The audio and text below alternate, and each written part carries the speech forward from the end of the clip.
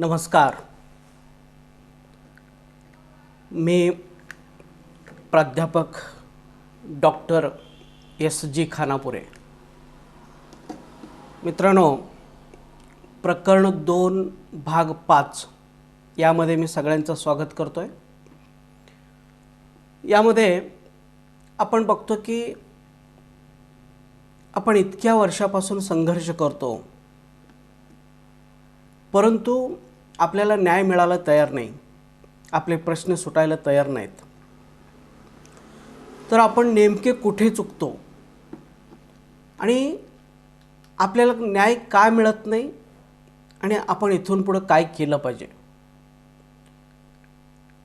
तर अशा पद्धतीने आपली चुका आणि आपण इथून पुढे काय केलं पाहिजे या विषयावरती आपण या प्रकरण 2 आणि भाग 5 मध्ये बघणार आहोत. एकूण प्रकरण क्रमांक 35 पासून जवळपास 42 प्रकरणापर्यंत आपण ह्या सगळ्या विषयावरती डिस्कशन करणार आहोत. तुम्हाला माहित आहे, आपण प्रकरण 2 मध्ये फक्त सिलेबस बद्दल डिस्कशन करतोय. आपण नंतर डिटेलमध्ये जाणार आहोत, प्रत्येक प्रकरण डिटेलमध्ये बघणार आहोत. पण आज फक्त एक कंटेंट आपण बघतो आणि त्याच्यातलं थोडक्यात माहितीसुद्धा आपण घेतोय. कारण जेव्हा मी इंडिव्हिज्युअल प्रकरणावरती बोलायला लागेन, स्वतंत्र प्रकरणावरती मी बोलायला लागेन, तेव्हा तुम्हाला एकंदरीत आपल्याला काय बघायचं आहे हे थोडक्यात समजावा, यासाठी मी प्रत्येक प्रकरणाची थोडी थोडी ओळख करून तुम्हाला देतोय. तर मित्रांनो, मागच्या व्हिडिओमध्ये आपण प्रकरण 34 पर्यंत बघितलं होतं आणि जे लोक मागचे व्हिडिओज बघितलेले नाही त्यांनी कृपया त्या व्हिडिओज बघायचा आहे. कारण मागचे व्हिडिओ बघितल्याशिवाय तुम्हाला पुढचे व्हिडिओज कळणार नाही किंवा त्याची लिंक लागणार नाही. म्हणून जर तुम्हाला हा विषय सगळं व्यवस्थितपणे समजून घ्यायचा असेल तर कृपया मागचे व्हिडिओसुद्धा तुम्ही बघणं गरजेचं आहे. तर मित्रांनो, प्रकरण 35 मध्ये आपण बघणार आहोत की आपण सगळे एक संघ नाही, आपण एकत्र नाही, म्हणून आपले प्रॉब्लेम्स वाढलेले आहेत, म्हणून आपले प्रश्न सुटायला तयार नाहीत. तर खरं म्हणजे 33 जमातींच्यावरती हा सगळा अन्याय होतोय. गेल्या 40 वर्षापासून जवळपास 33 जमातींच्यावरती अन्याय होतो. परंतु कधीही या 40 वर्षामध्ये या 33 जमाती कधीही एकत्र आलेली नाही. आणि म्हणून खरं म्हणजे 1 कोटीच्या वर ही लोकसंख्या आहे आणि प्रत्येकांच्यावरती समान पद्धतीने शासनाकडून अन्याय केला जातोय. तरीसुद्धा आपण कधीही असा विचार केलेला नाही ह्या सगळ्या जमाती एकत्र यायला पाहिजे आणि आपण एक संघपणे लढायला पाहिजे, मगच आपल्या लढण्याला ताकद मिळेल आणि आपल्याला न्याय मिळेल, असं आपण कधीही विचार केलेला नाही, कधीही एकत्र येण्याचा प्रयत्न केलेला नाही. आणि म्हणून मित्रांनो, आपले सगळे प्रॉब्लेम्स आहेत तिथं आहेत. खरं म्हणजे आपण सगळे एकत्र जर आलो तर ह्या शासनाला आपण हलवू शकतो, या विरोधकांना आपण धडा शिकवू शकतो. परंतु आपण लोक कधीही एकत्र येत नाही. खरं म्हणजे समदुःखी लोक एकत्र येणं गरजेचं आहे. इथून पुढच्या भविष्यामध्ये तरी कमीत कमी विचार केला पाहिजे. कारण आपण ह्या 33 जमाती मिळून एकूण अनुसूचित जमातीपैकी 5% जमाती आपण आहोत. 5% म्हणजे जवळपास कोटीच्या वर ही लोकसंख्या आहे. आणि 1 कोटी लोकसंख्या म्हणजे जवळपास शासनाला सहजपणे उलथा पालथा करून देणारी ही लोकसंख्या आहे. आपण कधी या शासनाला आपण पाडू शकतो किंवा निवडून आणू शकतो इतकी ताकद या 1 कोटी लोकसंख्येमध्ये आहे. असं असताना सुद्धा अनेक कारणाने आपण कधी एकत्र येत नाही, येण्याचा कधी प्रयत्न केलेला नाही. परंतु इथून पुढच्या भविष्यकाळामध्ये एकत्र येणं गरजेचं आहे. अन्यथा या सर्व 33 जमातींचे प्रश्न इथून पुढच्या कालावधीमध्ये सुद्धा अशाच प्रकारे न सुटता राहतील. म्हणून पुन्हा एकदा प्रत्येकाने विचार करावा आणि कमीत कमी कोळी समाजाने तरी एकत्र यायला पाहिजे होतं. 33 जमाती जर एकत्र येत नसतील तर कमीत कमी महाराष्ट्रातील प्रत्येक जिल्ह्यातील प्रत्येक तालुक्यातील कोळी समाज तरी एकत्र आला असता तर या सर्व 33 अन्यायग्रस्तांच्या पेक्षा जास्त संख्या कोळी समाजाची आहे. त्याच्या खालोखाल हलवा ठाकूर या समाज आहेत, परंतु ॲटलिस्ट कोळी समाजाने जरी एकत्र आला असता तरीसुद्धा हा प्रश्न सुटला असता. परंतु हा समाज वेगवेगळ्या नेत्यांच्या खाली विभागला गेलेला आहे.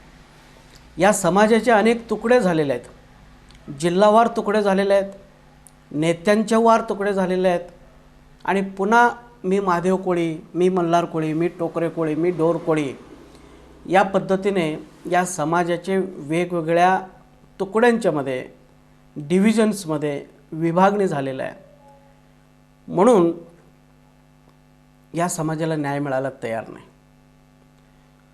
त्याचबरोबर मित्रांनो, आपले नेते मंडळी ॲक्च्युली असायला ह्या कोळी समाजाचे नेते मंडळी फक्त 2 ते 3 आहेत, परंतु या 2 ते 3 नेतेसुद्धा कधी एकत्र आलेलं समाजाने बघितलेले नाही. एकत्र येऊन एका व्यासपीठावरती खूप मोठ्या प्रमाणात आंदोलन केल्याचं या समाजाने बघितलेले नाही. म्हणून आपल्याला न्याय मिळत नाही. त्याचबरोबर समाजामध्ये बरेचसे अभ्यासक आहेत, अगदी ह्या 33 जमातीमध्ये सुद्धा भरपूर अभ्यासक आहेत आणि कोळी समाजामध्ये सुद्धा भरपूर अभ्यासक आहेत. असं असतानासुद्धा या महाराष्ट्रातील सगळे अभ्यासकांनी कधीही एकत्र येऊन चर्चा केल्याचं दिसलं नाही. कधी एकत्र येऊन एकमुखी निर्णय घेतल्याचं दिसलेलं नाही. न्याय मिळवण्यासाठी जितकं राजकारणी किंवा नेते मंडळी महत्त्वाचे आहेत त्याच्यापेक्षा जास्त महत्त्व जर कोणाला असेल तर समाजातील अभ्यासकांना आहे. परंतु हे अभ्यासक कधीही एकत्र आलेले नाही, विचार विनिमय केलेला नाही, डिस्कशन केलेलं नाही, डॉक्युमेंटचं एक्सचेंज केलेलं नाही. कोणत्या मुद्द्यांच्यावरती आपण लढलो तर आपण यशस्वी होऊ शकतो याच्यावरती कधी विचार विनिमय केलेलं नाही. म्हणून आपला समाज मित्रांनो मागे आहे किंवा याचे प्रश्न सुटत नाही.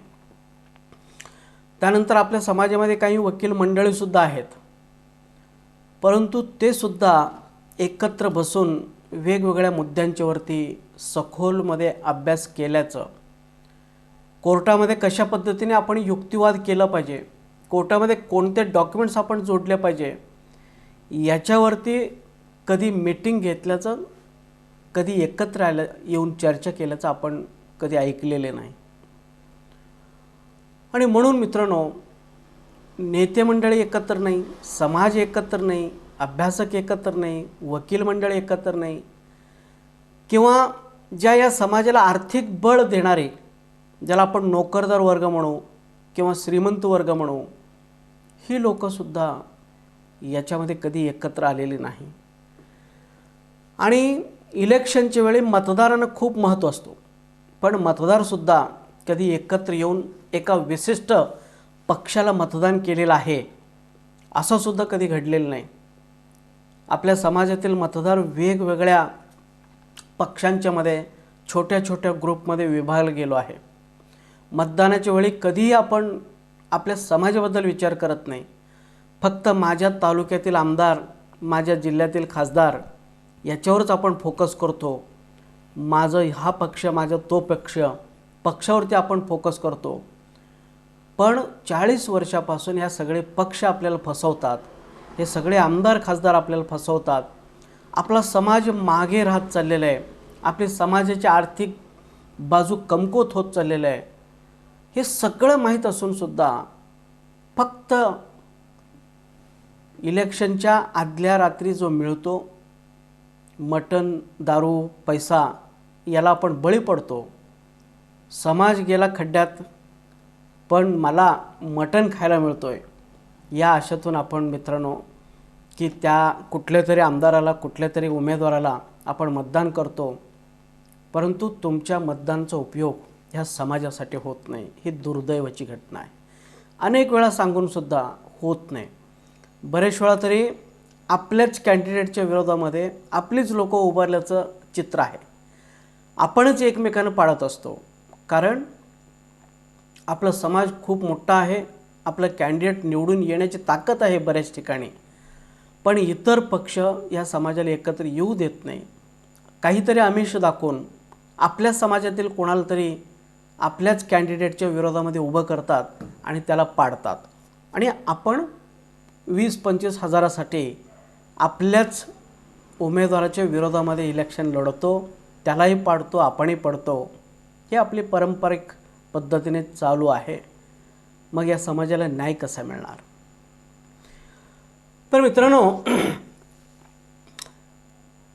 दुर्दैव असं की ह्या 33 जे जमाती आहेत, या 33 जमातीमध्ये प्रत्येक जमातीमध्ये प्रत्येक जिल्ह्यामध्ये अनेक छोटे छोटे ग्रुप्स आहेत, गट आहेत, पक्ष आहेत. अगदी काही एक 5-10 हजार लोकांचं छोटे ग्रुप्स पूर्ण महाराष्ट्रामध्ये तयार झालेले आहे.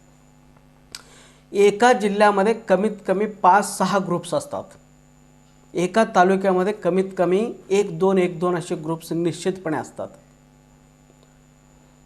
परंतु मित्रांनो, या ग्रुपचं वैशिष्ट्य असं, या सगळ्यांना करायचं असतो समाजाचं काम, समाजाला न्याय मिळवायचा असतो. असा असूनसुद्धा ह्या सगळ्या गट, ह्या सगळ्या ग्रुप्स यांच्यामध्ये प्रचंड मतभेद असतो. ही लोक एकमेकांच्या विरोधामध्ये काम करत असतात. एक लोकांना हाणून पाडण्यासाठी म्हणा किंवा एकमेकांची काम अयशस्वी करण्यासाठी ही लोक प्रयत्न करत असतात. मी कित्येक ठिकाणी बघितलेलं आहे. तर ही लोक एकमेकांची तोंडसुद्धा बघत नाही, बोलतसुद्धा नाही, इतकं यांच्यामध्ये शत्रुत्व असतं. म्हणून मित्रांनो, माझं एक प्रामाणिक मत असं आहे की प्रत्यक्षात ज्याला आपण संघटना म्हणतो, ही जी संघटना असतात, ही संघटना समाजाला संघटित करण्याचे काम कधीच करत नसतात. समाजाला विघटित करण्याचे काम, समाजामध्ये फूट पाडण्याचे काम या संघटना नेहमी करत असतात.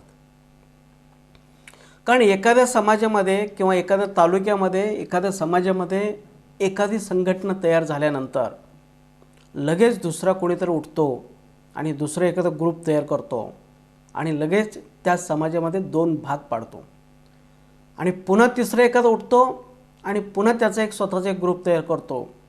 अशा पद्धतीने 3 ते 4 भाग त्या समाजामध्ये, त्या तालुक्यामध्ये होतात. आणि या सगळे जे ग्रुप्स असतात, गट असतात, ह्या गट एकमेकांच्या विरोधामध्ये काम करत असतात. प्रत्येकांचं काम हाणून पाडण्यासाठी ही लोक नेहमी प्रयत्न करत असतात.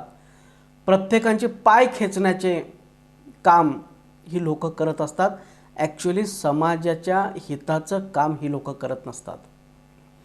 ही लोक फक्त आपल्याच जमातीमधील, आपल्याच संघटनांचं काम कसं हाणून पाडता येईल, त्यांना कसं अयशस्वी करता येईल, त्यांना कसं एक्सपोज करता येईल, त्यांचे काम, होणारे काम कसं थांबवता येईल, याच्यासाठी ही लोक काम करत असतात. म्हणून मित्रांनो, की समाजामध्ये जितकी जास्त संघटना असतात तितकं तो समाज कमकुवत असतो. हे तुम्ही नेहमी लक्षात ठेवायचं.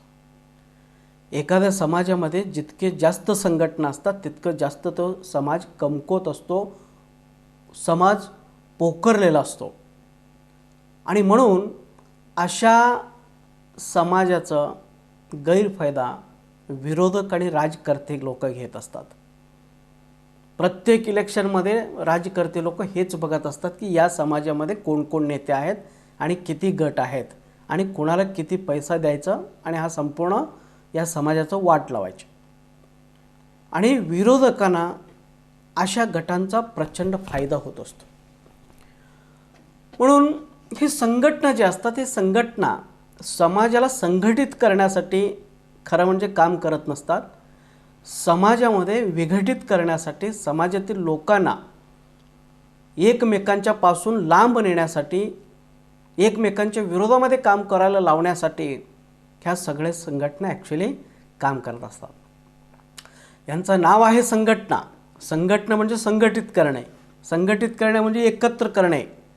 परंतु तुम्ही कुठेही बघा, तुमच्या जिल्ह्यामध्ये बघा, तुमच्या तालुक्यामध्ये बघा, जेवढी काही संघटना आहेत हे सगळी संघटना एकमेकांच्या विरोधामध्ये काम करतात. आणि म्हणून मित्रांनो, ज्या संघटनेच्या किंवा ज्या समाजामध्ये अनेक संघटना आहेत, तर त्या समाजाच्या विरोधक नेहमी यशस्वी होत असताना दिसतात. जितकं जास्त संघटना तितकं तो समाज कमकुवत होतो. आणि म्हणून विरोधक जे असतात त्या समाजाचे, ते नेहमी यशस्वी होत असतात. कारण त्यांना काही काम करावं लागत नाही. कारण त्यांच्या समाजामध्ये असणारे वेगवेगळे संघटनाच एकमेकांची पाय खेचून त्यांना खाली आणतात, हे विरोधकांना माहीत असतं. आणि म्हणून अशा समाजाचे विरोधक हे नेहमी यशस्वी असतात. हे कायमस्वरूपी तुम्ही लक्षात ठेवा. तुम्हाला माहीत आहे की रामायण आणि महाभारतातील एक घटना, रावण आणि रामाचं जेव्हा युद्ध झाला, शेवटी रावण मरायला टेकला होता. आणि मरता मरता रामाला त्याने सांगितलं, रामा, मी जे किंवा तू जे विजय झालास, तू तुझ्या सामर्थ्याने विजय झालेला नाही. तसं बघितलं तर मी सगळ्यांच्यापेक्षा श्रेष्ठ आहे. मी तुझ्यापेक्षा सगळे बाबतीत श्रेष्ठ आहे. मी बलवान आहे, मी शिवभक्त आहे, मी सगळ्या गोष्टींच्या मध्ये तुझ्यापेक्षा श्रेष्ठ आहे. विजय खरं म्हणजे माझंच व्हायला पाहिजे होतं निसर्ग नियमानुसार. परंतु या युद्धामध्ये तू जिंकलास. तर याचं एकच कारण आहे, ते म्हणजे माझा जो भाऊ होता, माझा भाऊ युद्धाच्या वेळी माझ्याबरोबर नव्हता, तो तुझ्याबरोबर होता. आणि तुझा जो भाऊ होता लक्ष्मण, तो लक्ष्मण तुझा भाऊ तुझ्याबरोबर होता. माझाही भाऊ तुझ्याबरोबर होता आणि तुझाही भाऊ तुझ्याबरोबर होता, म्हणून तू जिंकलास. जर माझा भाऊ माझ्याबरोबर असता तर तू कधीही मला जिंकू शकला नसतास. हे रावणाने त्या रामाला सांगितलं. आणि ही वस्तुस्थिती आहे. आपल्याच समाजामध्ये असे वेगवेगळे गट असतील आणि एकमेकांच्या विरोधामध्ये ही गट जर काम करत असतील, तर विरोधक सहजपणे जिंकणार, हा नैसर्गिक नियम आहे. म्हणून मित्रांनो, की तुम्हाला जर यश मिळवायचं असेल, तर ह्या ज्या वेगवेगळ्या संघटना आहेत, ह्या संघटना एकतर मर्ज केला पाहिजे. ह्या सगळी संघटना, सगळी ग्रुप्स, ही सगळी एकमेकांच्या मध्ये मर्ज करून फक्त समाज एकच संघटना असला पाहिजे. फक्त महादेव कोळी समाज, मल्हार कोळी समाज किंवा टोकरी कोळी किंवा ढोर कोळी समाज, हे सगळं मिळून फक्त कोळी जमात, कोळी समाज या पद्धतीने एकच संघटना असला पाहिजे, एकच नेता असला पाहिजे. असं जेव्हा होईल ना, त्याच वेळी आपल्याला यश मिळतं. कारण एकतामध्ये प्रचंड बळ आहे, एकतामध्ये प्रचंड ताकद आहे. आपण बघितलेलं आहे, एक लाकूड तोडणं फार सोपं आहे, चौथीला आपण ऐकलेलं आहे. परंतु तेच 4-5 लाकूड जे आहेत ते एकत्र जर केलं तर आपण ते तोडू शकत नाही. कारण एकतामध्ये खूप ताकद आहे. तुम्ही जर हा सूर्यप्रकाश जो आहे, सूर्यप्रकाशाच्या खाली जर एखादा कागद पकडला तर ती कागद जळत नाही. पण तेच एखादे भिंग घेतले आणि भिंग घेतल्यानंतर ती सूर्यप्रकाश जे आहे ते कॉन्सन्ट्रेट होतो, सगळे पसरलेले जे किरण असतात ते किरण एकत्र येतात आणि जेव्हा हे पसरलेले किरण, वेगवेगळे किरण एकत्र येतात आणि त्या कागदावरती जेव्हा तुम्ही ते पाडता तर त्या कागद 1 ते 2 मिनिटांमध्ये जळून खाक होतो. म्हणून मित्रांनो, आपल्याला अपयश होण्यामागं कारण काय किंवा यश न मिळण्यामागं कारण काय, तर आपल्यातील कोणीच एकत्र नाही. आपले नेते एकत्र नाही, अभ्यासक एकत्र नाही, वकील मंडळ एकत्र नाही, नोकरदार नाही, मतदार नाही, सर्वसामान्य जनता तरी एकत्र असण्याचं काही कारण नाही. ते भोळे असतात. तुम्ही जिकडं हाक माराल तिकडं ते येत असतात. परंतु जे समजदार लोक आहेत, ही लोक एकत्र येणं गरजेचं आहे. अन्यथा या समाजाला कधीही न्याय मिळू शकणार नाही. हे तुम्ही नेहमी लक्षात घ्या.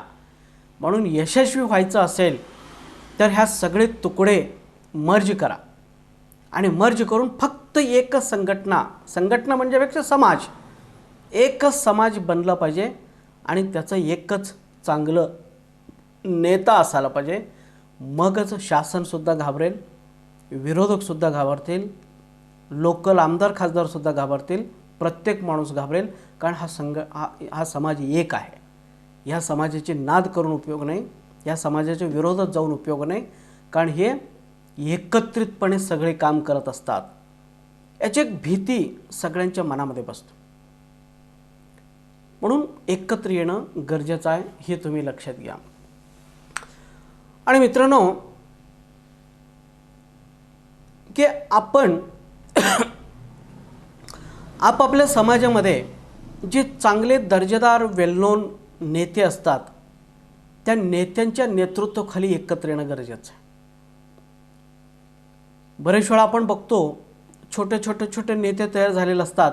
त्या तालुक्यामध्ये, त्या जिल्ह्यामध्ये अगदी 7-8 असे नेते असतात आणि त्यांच्यामध्ये ही लोक विभागली गेलेली असतात. परंतु आपला नेता खरं म्हणजे महाराष्ट्र लेवलला एकच पाहिजे. जेव्हा एकच नेता असेल तर त्याच वेळी या समाजाला महत्त्व प्राप्त होणार आहे. म्हणून आजच्या काळामध्ये OTSP मधल्या लोकांच्यासाठी, विस्तारित क्षेत्रातील लोकांच्यासाठी किंवा कोकण किनाऱ्यामधले किंवा कोस्टल एरियातील आणि OTSP मधले जे ST मध्ये आहेत परंतु त्यांना STचे प्रमाणपत्र मिळत नाही. कोकण किनारपट्टीवरती सुद्धा अनुसूचित जमातीचे आहेत. त्याच्यातलं फक्त काही कोळींना त्यांनी काय केलेलं आहे, OBC मध्ये टाकलेलं आहे. पण राहिलेले सगळे ST मध्ये आहेत. आणि प्लस कोकण किनारपट्टी सोडून इतर ठिकाणी जी काही लोक राहतात, जी काही समाज आहे, ती सगळी ST मध्ये आहेत. तर ह्या सगळी लोक ST मध्ये जे आहेत परंतु ज्यांना STची सवलती मिळत नाही, अशा कोकण किनारपट्टीवरती असू दे किंवा इतर भागातील असू दे, तर ही सगळी लोक तर आत्ताच्या काळामध्ये डॉक्टर दशरथ भांडे साहेबांच्या नेतृत्वाखाली काम केलं पाहिजे. लक्षात घ्या, आज डॉक्टर दशरथ भांडे एकमेव असे नेते आहेत की हे आपल्या समाजाला न्याय मिळवून देऊ शकतात. म्हणून आपण यांच्या पाठीमागे खंबीरपणे उभं राहिलं पाहिजे आणि आपली मागणी एकच असायला पाहिजे, ते म्हणजे 1936 म्हणा किंवा 1950 पासून म्हणा, आम्ही अनुसूचित जमातीमध्ये आहोत. केंद्र शासनाने आम्हाला अनुसूचित जमातीची दर्जा दिलेला आहे. परंतु फक्त कोळी नोंदी या नावाखाली आम्हाला अनुसूचित जमातीचे प्रमाणपत्र किंवा वैधता प्रमाणपत्र मिळत नाही. तर आम्हाला ते प्रमाणपत्र मिळालं पाहिजे. हा एकच मागणी आपण घेऊन आपण डॉक्टर दशरथ भांडेंच्या नेतृत्वाखाली सगळे बाजूने प्रयत्न केला पाहिजे.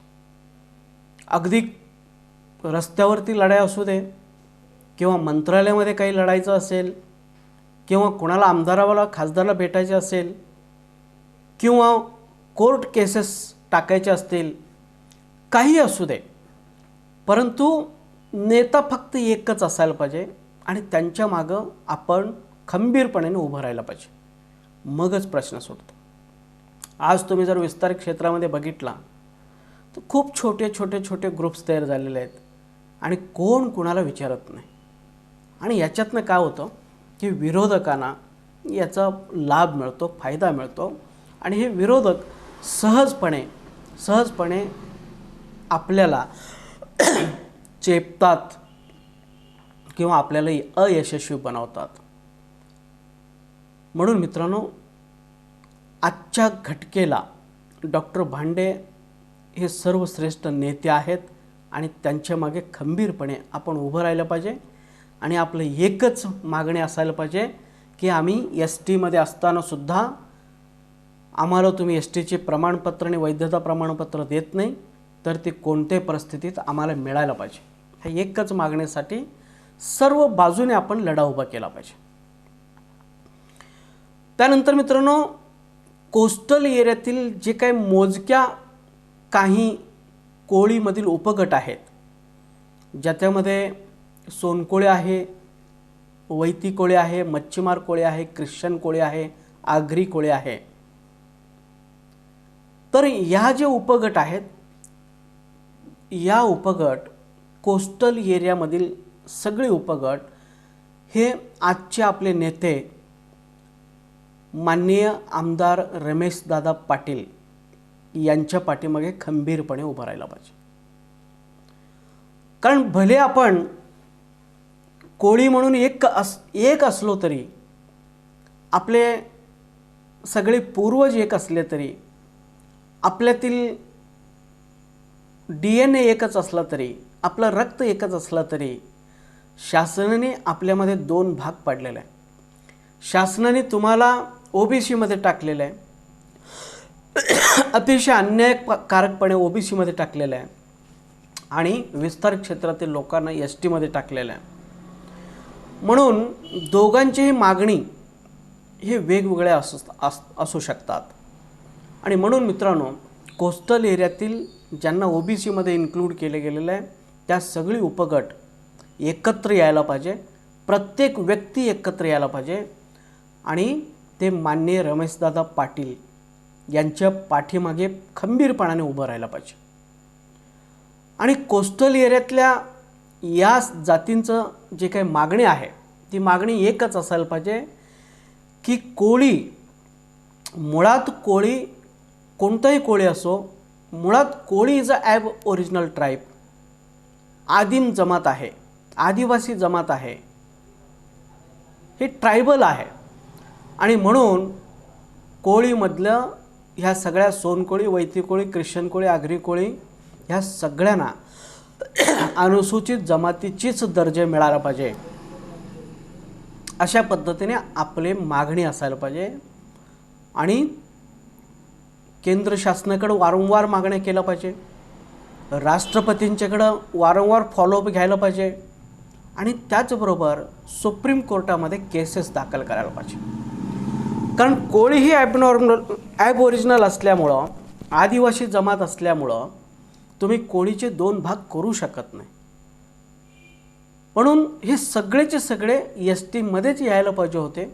अतिशय चुकीच्या कारणाने या कोळ्यांच्यामध्ये 2 भाग करून एकाला OBCमध्ये टाकले गेलेले आहे, एकाला STमध्ये टाकले गेलेले आहे. म्हणून कोस्टल एरियातल्या लोकांनी आमदार रमेशदादांना पूर्णपणे सपोर्ट करून, त्यांच्या मागे खंबीरपणे उभं राहून तुम्ही केंद्र शासनाकडं, राष्ट्रपतींच्याकडं किंवा सुप्रीम कोर्टाकडं फॉलोअप घेतला पाहिजे. या सगळ्या जातींना अनुसूचित जमातीमध्ये ॲड करण्यासाठी तुम्ही त्यांना विनंती केला पाहिजे, मगच आपला प्रश्न सुटू शकतो. विस्तारित क्षेत्रातील कोळी आणि कोस्टल एरियातले कोळी हे सगळे मिळून जर एकत्र भांडायला लागले तर कोणाचंही काम होणार नाही. कारण दोघांचे प्रश्न वेगळे आहेत. एक गट ऑलरेडी STमध्ये आहे, पण त्याला चुकीच्या कारणाने OBC ठरवला जातो, आणि दुसरा जो गट आहे त्याला चुकीच्या कारणाने OBCमध्ये घातलेला आहे आणि त्याला ॲक्च्युली घालायला पाहिजे होतं एस टीमध्ये. म्हणून आपण सगळे कोळी असलो तरी शासन 2 भाग करून आपल्यावरती अन्याय केलेला आहे. म्हणून आपण एकत्र जर लढलो तर मित्रांनो आपल्याला कधीही न्याय मिळू शकणार नाही. कारण ह्या प्रत्येकांचे प्रॉब्लेम्स वेगळे आहेत, समस्या वेगळे आहेत, प्रश्न वेगळे आहेत. म्हणून स्वतंत्रपणे लढलं पाहिजे हे तुम्ही लक्षात घ्या. आणि म्हणून OTSP मधली लोक डॉक्टर भांडे साहेबांच्या नेतृत्वाखाली, महादेव कोळी, मल्हार कोळी, टोकरे कोळी, ढोर कोळी हे सगळी भांडे साहेबांच्या नेतृत्वाखाली लढल्या पाहिजे. आणि माननीय रमेशदादांच्या नेतृत्वाखाली ही जी कोस्टल एरियातली ज्या काही OBCमध्ये टाकलेल्या आहेत त्या लोक लढले पाहिजे. मगच आपल्याला न्याय मिळेल. त्याच्यानंतर मित्रांनो बरेच वेळा आपण ऐकतो की काही लोक आरोप करत असतात की आम्ही असं आमच्या नेत्यांना आमदार केलो, 2-3 आमदार झाले आमच्या नावावरती, आम्ही त्यांना मतदान केलो, परंतु ही लोक काहीच करू शकले नाही. फक्त आमदारकी ते भोगले, मंत्रिपद भोगले, परंतु ही लोक आपले समाजाचे प्रश्न सोडवू शकले नाही. मग यांना मतदान करून तरी काय उपयोग आणि यांच्या पाठीमागे जाऊन तरी काय उपयोग. हे पुन्हा असंच करणार, आमचा फायदा घेणार आणि आमदार होणार आणि निवांत बसणार. मग आम्ही असंच त्यांच्या मागे हिंडत फिरणार, असं बरेचसे लोकांचं मत आहे. काही लोक म्हणतात की आम्ही माननीय दशरथ भांडे साहेबांना एकमताने निवडून दिलो, ते मंत्री झाले, परंतु मंत्री होऊन सुद्धा त्यांच्याकडनं ते काम झालं नाही, आपल्या समाजाचा प्रश्न सुटला नाही. काही लोक म्हणतात आम्ही रमेशदादाने निवडून दिलो, पण रमेशदादाने खूप मोठं आंदोलन केलं, देता की जाता, आणि मग आम्ही सगळे भाजपच्या पाठीमागे राहिलो, पण भाजपवाल्यांनी सुद्धा आमचं काय करू शकले नाही. इतकं भव्य मेळावा होऊन सुद्धा, समाज पूर्ण महाराष्ट्र एकत्र येऊन सुद्धा या लोकांनी आपला प्रश्न सोडवू शकला नाही. त्यामुळं यांना आपण मतदान करायचं का, यांच्या पाठीमागे आपण जायचं का. ही लोक पद भोगतात आणि आपल्या समाजाचं काहीच काम करत नाही. एकदा निवडून आल्यानंतर हे पूर्णपणे विसरून जातात. अशा पद्धतीने बरेचसे लोक बोलत असतात. परंतु मित्रांनो, मी या दोन्ही नेत्यांच्या बरोबर काम केलेले आहे. मी एका वाक्यात सांगतो, ही दोन्ही लोक किंवा दोन्ही नेते अतिशय प्रामाणिक आहेत आणि खरोखर समाजाचे प्रश्न सोडवण्यासाठी अत्यंत प्रामाणिक प्रयत्न त्यांनी केलेला आहे. खूप त्यांनी धडपड केलेला आहे. मी तुम्हाला सांगतो की मी जेव्हा अगदी लहान होतो म्हणण्यापेक्षा MScला होतो, तेव्हापासून मी भांडे साहेबांचे अनेक सभा केलेल्या. भांडे साहेब वेगवेगळ्या जिल्ह्यामध्ये येत होते. अगदी मराठवाड्यामध्ये येत होते, पश्चिम महाराष्ट्रामध्ये येत होते, सांगली, सातारा, कोल्हापूर या ठिकाणी ते येत होते, सोलापूरला येत होते. अशा अनेक ठिकाणी येत होते. जिथं जिथं ते येत होते त्या ठिकाणी मी MScला असताना किंवा त्याच्यानंतरसुद्धा त्यांच्या अनेक सभा मी केलेल्या आहे, त्यांचे भाषण मी ऐकलेलं आहे. तर मित्रांनो, आणि त्यांना मी काही वेळा फोनसुद्धा केलेला आहे. तर ते मला म्हणायचे की तुम्ही एक प्राध्यापक आहात. नंतर मी प्राध्यापक झालो 93ला, आणि त्यानंतरसुद्धा मी त्यांना फोन करत होतो आणि ते म्हणायचे तुम्ही प्राध्यापक आहात आणि समाज आपला खूप भोळा आहे, समाजाला फार माहिती नाही स्वतःच्या प्रॉब्लेमबद्दल, तर तुम्ही थोडासा अभ्यास केला पाहिजे, तुम्ही लोक पुढाकार घ्यायला पाहिजे, समाजाला जागृत केला पाहिजे, समाजाला न्याय मिळवून दिला पाहिजे. असं डॉक्टर भांडेसाहेब त्या काळी बरेच वेळा मी ज्यावेळी मी प्राध्यापक खानापुरे म्हणून बोलतो असं म्हटलो, त्यावेळी ते निश्चितपणे हे सांगायचे की प्राध्यापक लोकांनी पुढाकार घेऊन अभ्यास करून समाजाला जागृत केलं पाहिजे, समाजाला न्याय मिळवून दिला पाहिजे असं हमखासपणे ते सांगत होते. आणि म्हणून त्यांच्याकडनंच मोटिवेशन ॲक्च्युली मला याच्यामध्ये मिळालेलं आहे. आणि खरं म्हणजे डॉक्टर दशरथ भांडेंचे नॉलेज जे आहे समाजाबद्दलचं अतिशय डीप नॉलेज.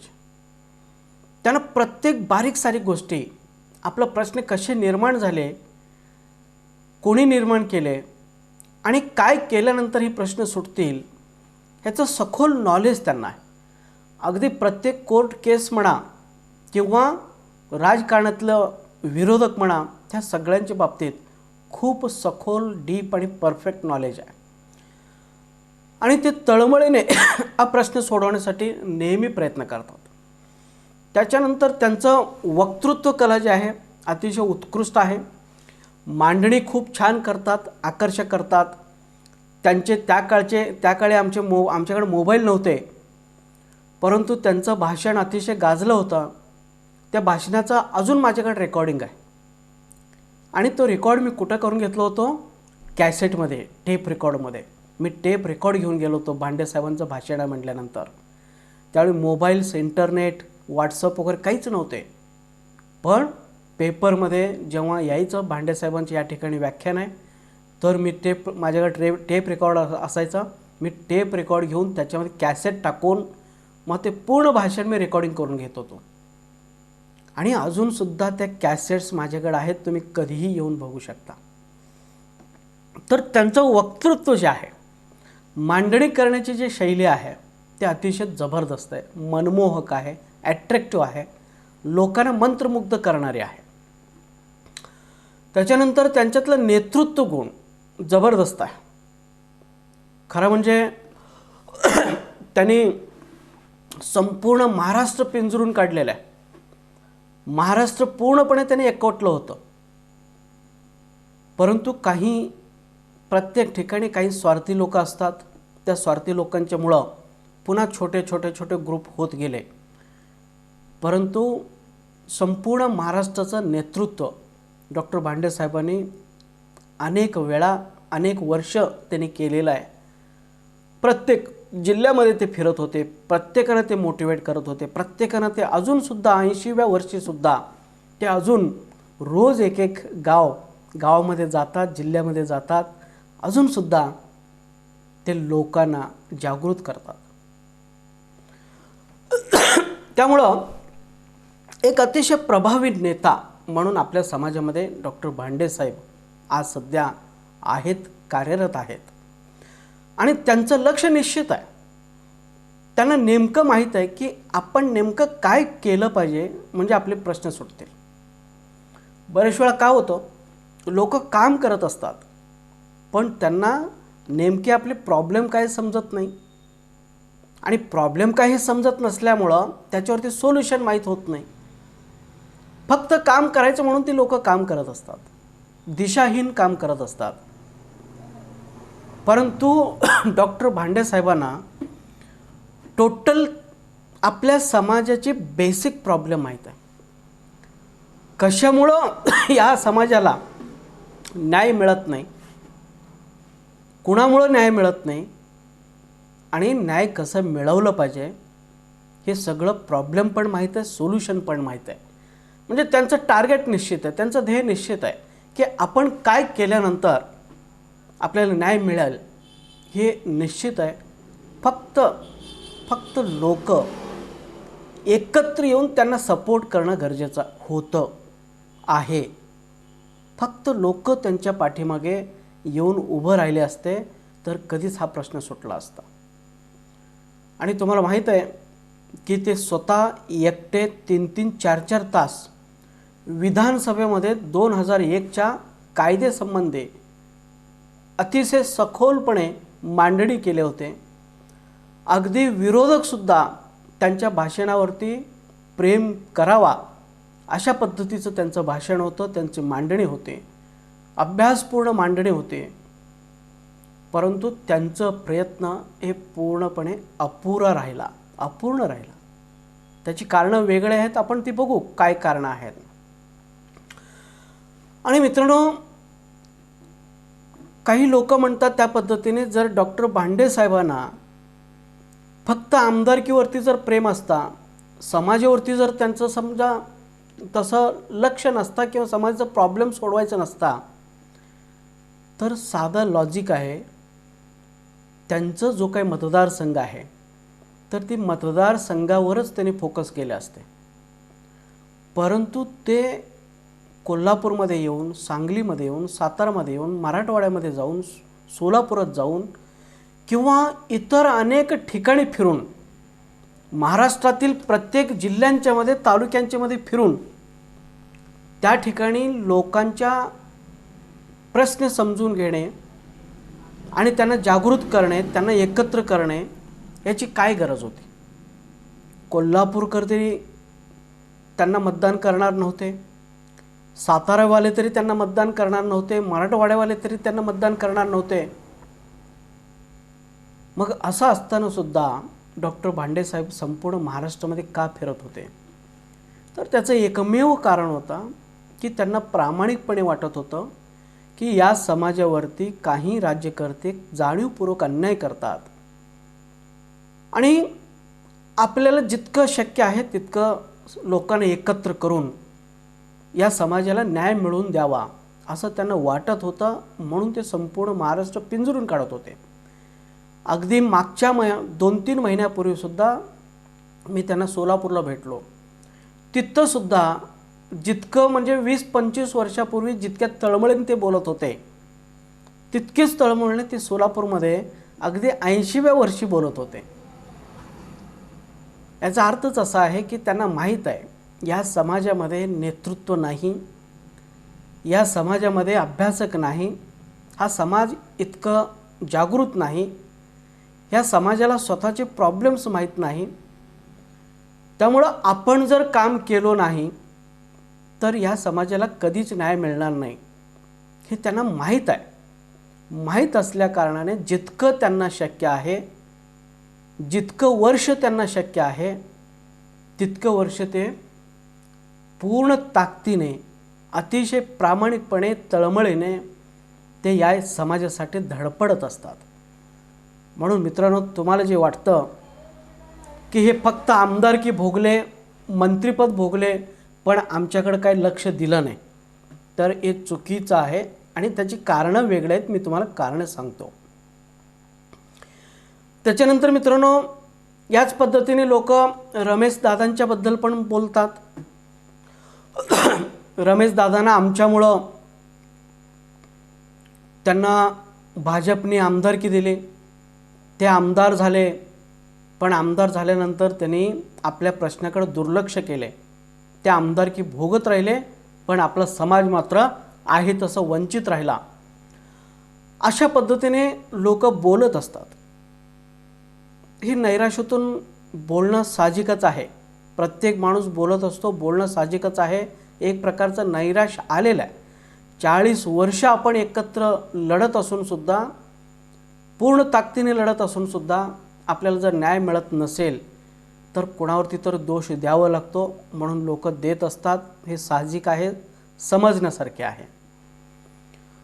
परंतु मित्रांनो, मी जसं डॉक्टर भांडे साहेबांच्या बरोबर, त्यांच्याबरोबर मी काम केलं नाही, पण मी त्यांना फॉलो केलो. मी त्यांना फॉलो करत होतो. मी त्यांना आदर्श मानून ते जसं सांगतील त्या पद्धतीने मी माझी कृती करत होतो. त्यांनी मला एकच मंत्र दिला होता की तुम्ही प्राध्यापक आहात आणि तुम्ही अभ्यास करा आणि समाजाला जागृत करा, आणि मी ते आज करतोय. तर मित्रांनो, जसं मी डॉक्टर दशरथ भांडेंच्या बरोबर इनडायरेक्टली मी काम केलेलं आहे, तशाच पद्धतीने मी आमदार माननीय रमेशदादा पाटील यांच्याबरोबर सुद्धा मी प्रत्यक्ष काम केलेलं आहे. तर मित्रांनो, रमेशदादांच्या बरोबर मला अनेक वेळा काही अभ्यासकांच्या समवेत मंत्रालयामध्ये जाण्याचा योग आला. ब्लड रिलेशनचं कायदा करण्यासाठी, परिपत्रक पारित करण्यासाठी किंवा आपले कमिटी नेमली होती, त्या कमिटीला निवेदन देण्यासाठी किंवा काही आमदारांना भेटण्यासाठी, काही हायकोर्टामधले वकील मंडळींना भेटण्यासाठी मी प्रत्यक्षात रमेश दादांच्या बरोबर खूप वेळा मंत्रालयामध्ये गेलो, वकिलांच्या ऑफिसमध्ये गेलो, अनेक आमदारांना खासदारांना आम्ही भेटलो, परंतु आपले प्रयत्न अपूर्ण राहिले, आपण ते करू शकलो नाही. पण मी त्यांच्या घरामध्ये जेवलो, घरामध्ये मुक्काम पण केलो आणि त्यांच्या सानिध्यामध्ये एकदम जवळ मी राहिलो. आणि याच्यातनं मला एक सांगायचं आहे की ज्या प्रकारे डॉक्टर दशरथ भांडे हे प्रामाणिकपणे प्रयत्न करतात, तळमळीने प्रयत्न करतात, त्याच पद्धतीने आमदार रमेश दादा पाटील सुद्धा करतात. त्यांच्यामध्ये सुद्धा प्रचंड प्रामाणिकपणा आहे, तळमळ आहे. भले त्यांना आपल्या समस्यांचा डीप नॉलेज नसेल, कारण समस्या जो आहे जास्त करून विस्तार क्षेत्रामध्ये आहे, पण आज ते परिपूर्ण आहेत, नॉलेजमध्ये आज परिपूर्ण आहेत. परंतु जेव्हा आम्ही भेटत होतो त्यावेळी ते अतिशय प्रामाणिकपणे प्रयत्न करत होते, तळमळीने प्रयत्न करत होते, अतिशय वाघासारखे आम्हाला मंत्रालयामध्ये घेऊन जात होते. आम्ही मुख्यमंत्र्यांना भेटलो, उपमुख्यमंत्र्यांना भेटलो, त्याच्यानंतर आणखीन बरेचसे मंत्री होते त्यांना आम्ही भेटलो. कुठल्याही प्रकारची इंटिमेशन न देता, पूर्वपरवानगी न देता, अतिशय एखाद्या वाघासारखे आम्हाला ऑन दी स्पॉट मंत्रालयामध्ये घेऊन जात होते आणि दरवाजा उघडून डायरेक्ट त्या मुख्यमंत्र्याच्या उपमुख्यमंत्र्याच्या दालनामध्ये आम्ही जात होतो आणि सगळं विषय थांबवून मुख्यमंत्री आमचे ऐकून घेत होते. इथपर्यंत काम केलेलं आहे, अतिशय प्रामाणिकपणे झालेलं आहे. आणि अनेक वकिलांच्या बरोबर आमच्या बैठका झालेल्या आहे.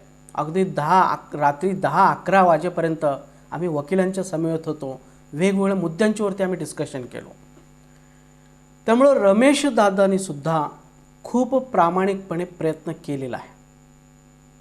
म्हणून मित्रांनो, की आम्ही निवडून दिलो आणि ही लोक काही केलेलं नाही असं जर तुम्ही लांब बसून कुठंतरी म्हणत असाल तर ते पूर्णपणे चुकीचं आहे. कारण ह्या दोन्ही नेत्यांच्या बरोबर मी काम केलेलं आहे, म्हणून मी त्या दोन्ही नेत्यांना व्यवस्थितपणे ओळखतो. त्यामुळे मी स्वतःहून तुम्हाला सांगतो की हे दोन्ही नेते प्रामाणिकपणे काम केलेलं आहे.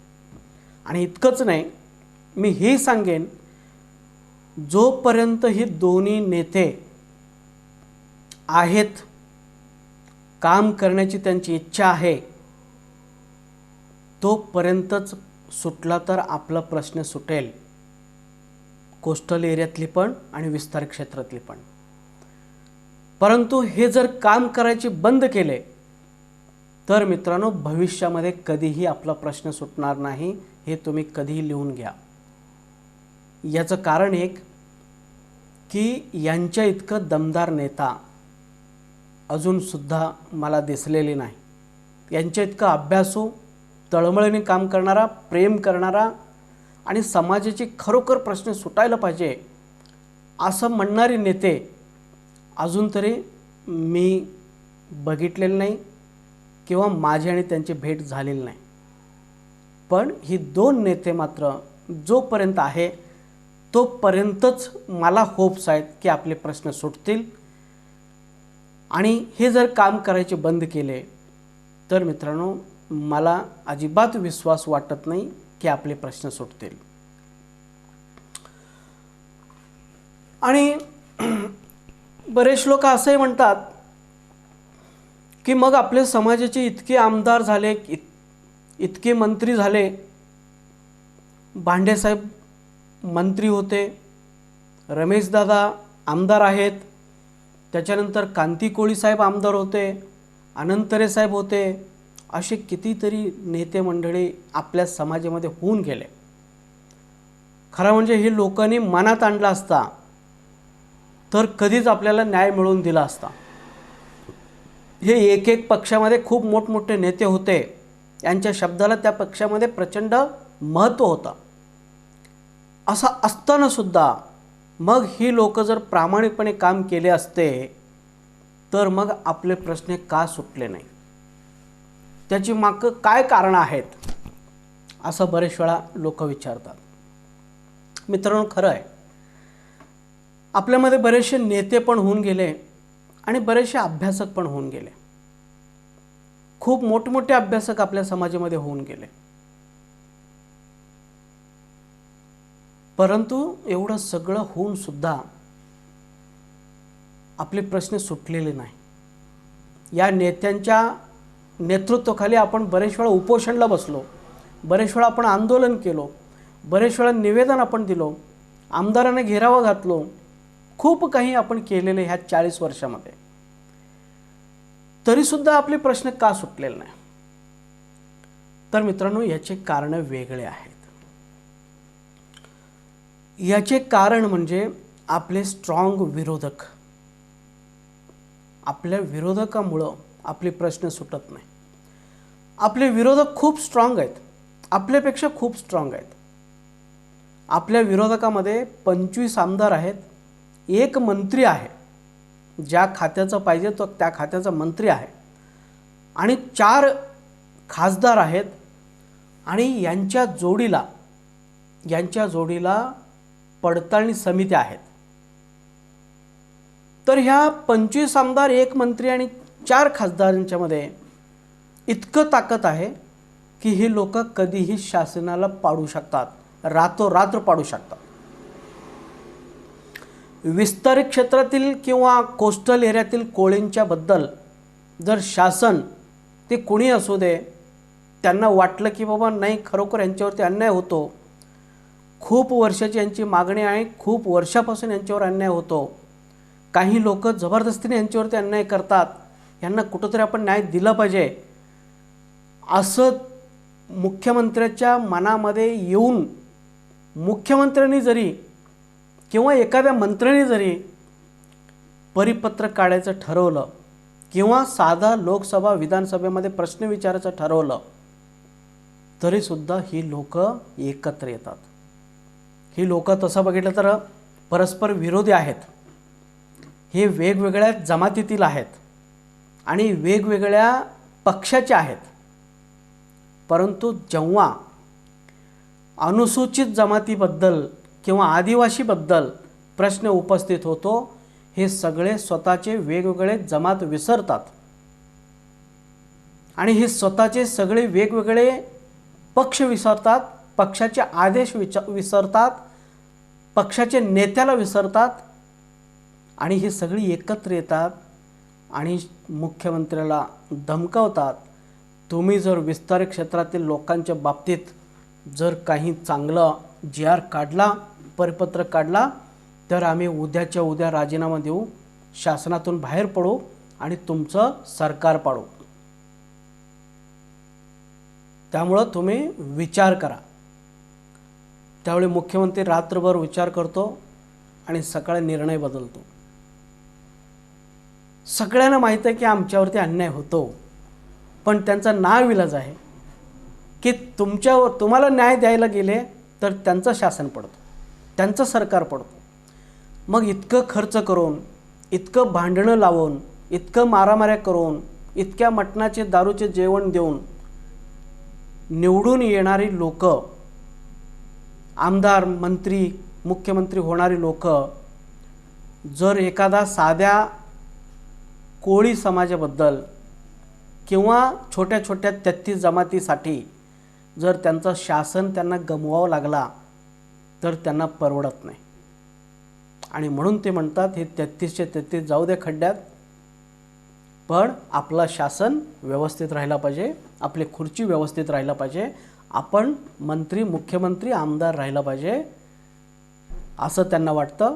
आणि म्हणून मित्रांनो, त्या 25 आमदार आणि एक मंत्र्याच्या दबावाखाली हे कायम वाकून चालतात, घाबरून चालतात, काही करू शकत नाही.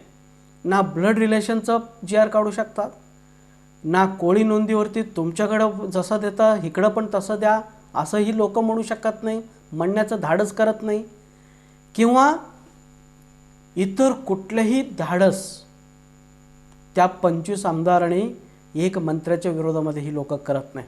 केले की ह्यांचं शासन पडला आणि हे लोक घरी गेले. म्हणून मित्रांनो लक्षात घ्या, हे आपले 4-5 आमदार होते.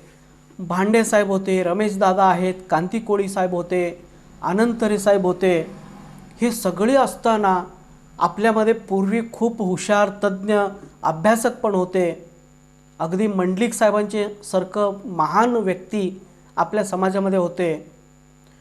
एवढं सगळं असताना सुद्धा मग आपले प्रश्न का सुटले नाही, तर त्याचं कारण हित आहे.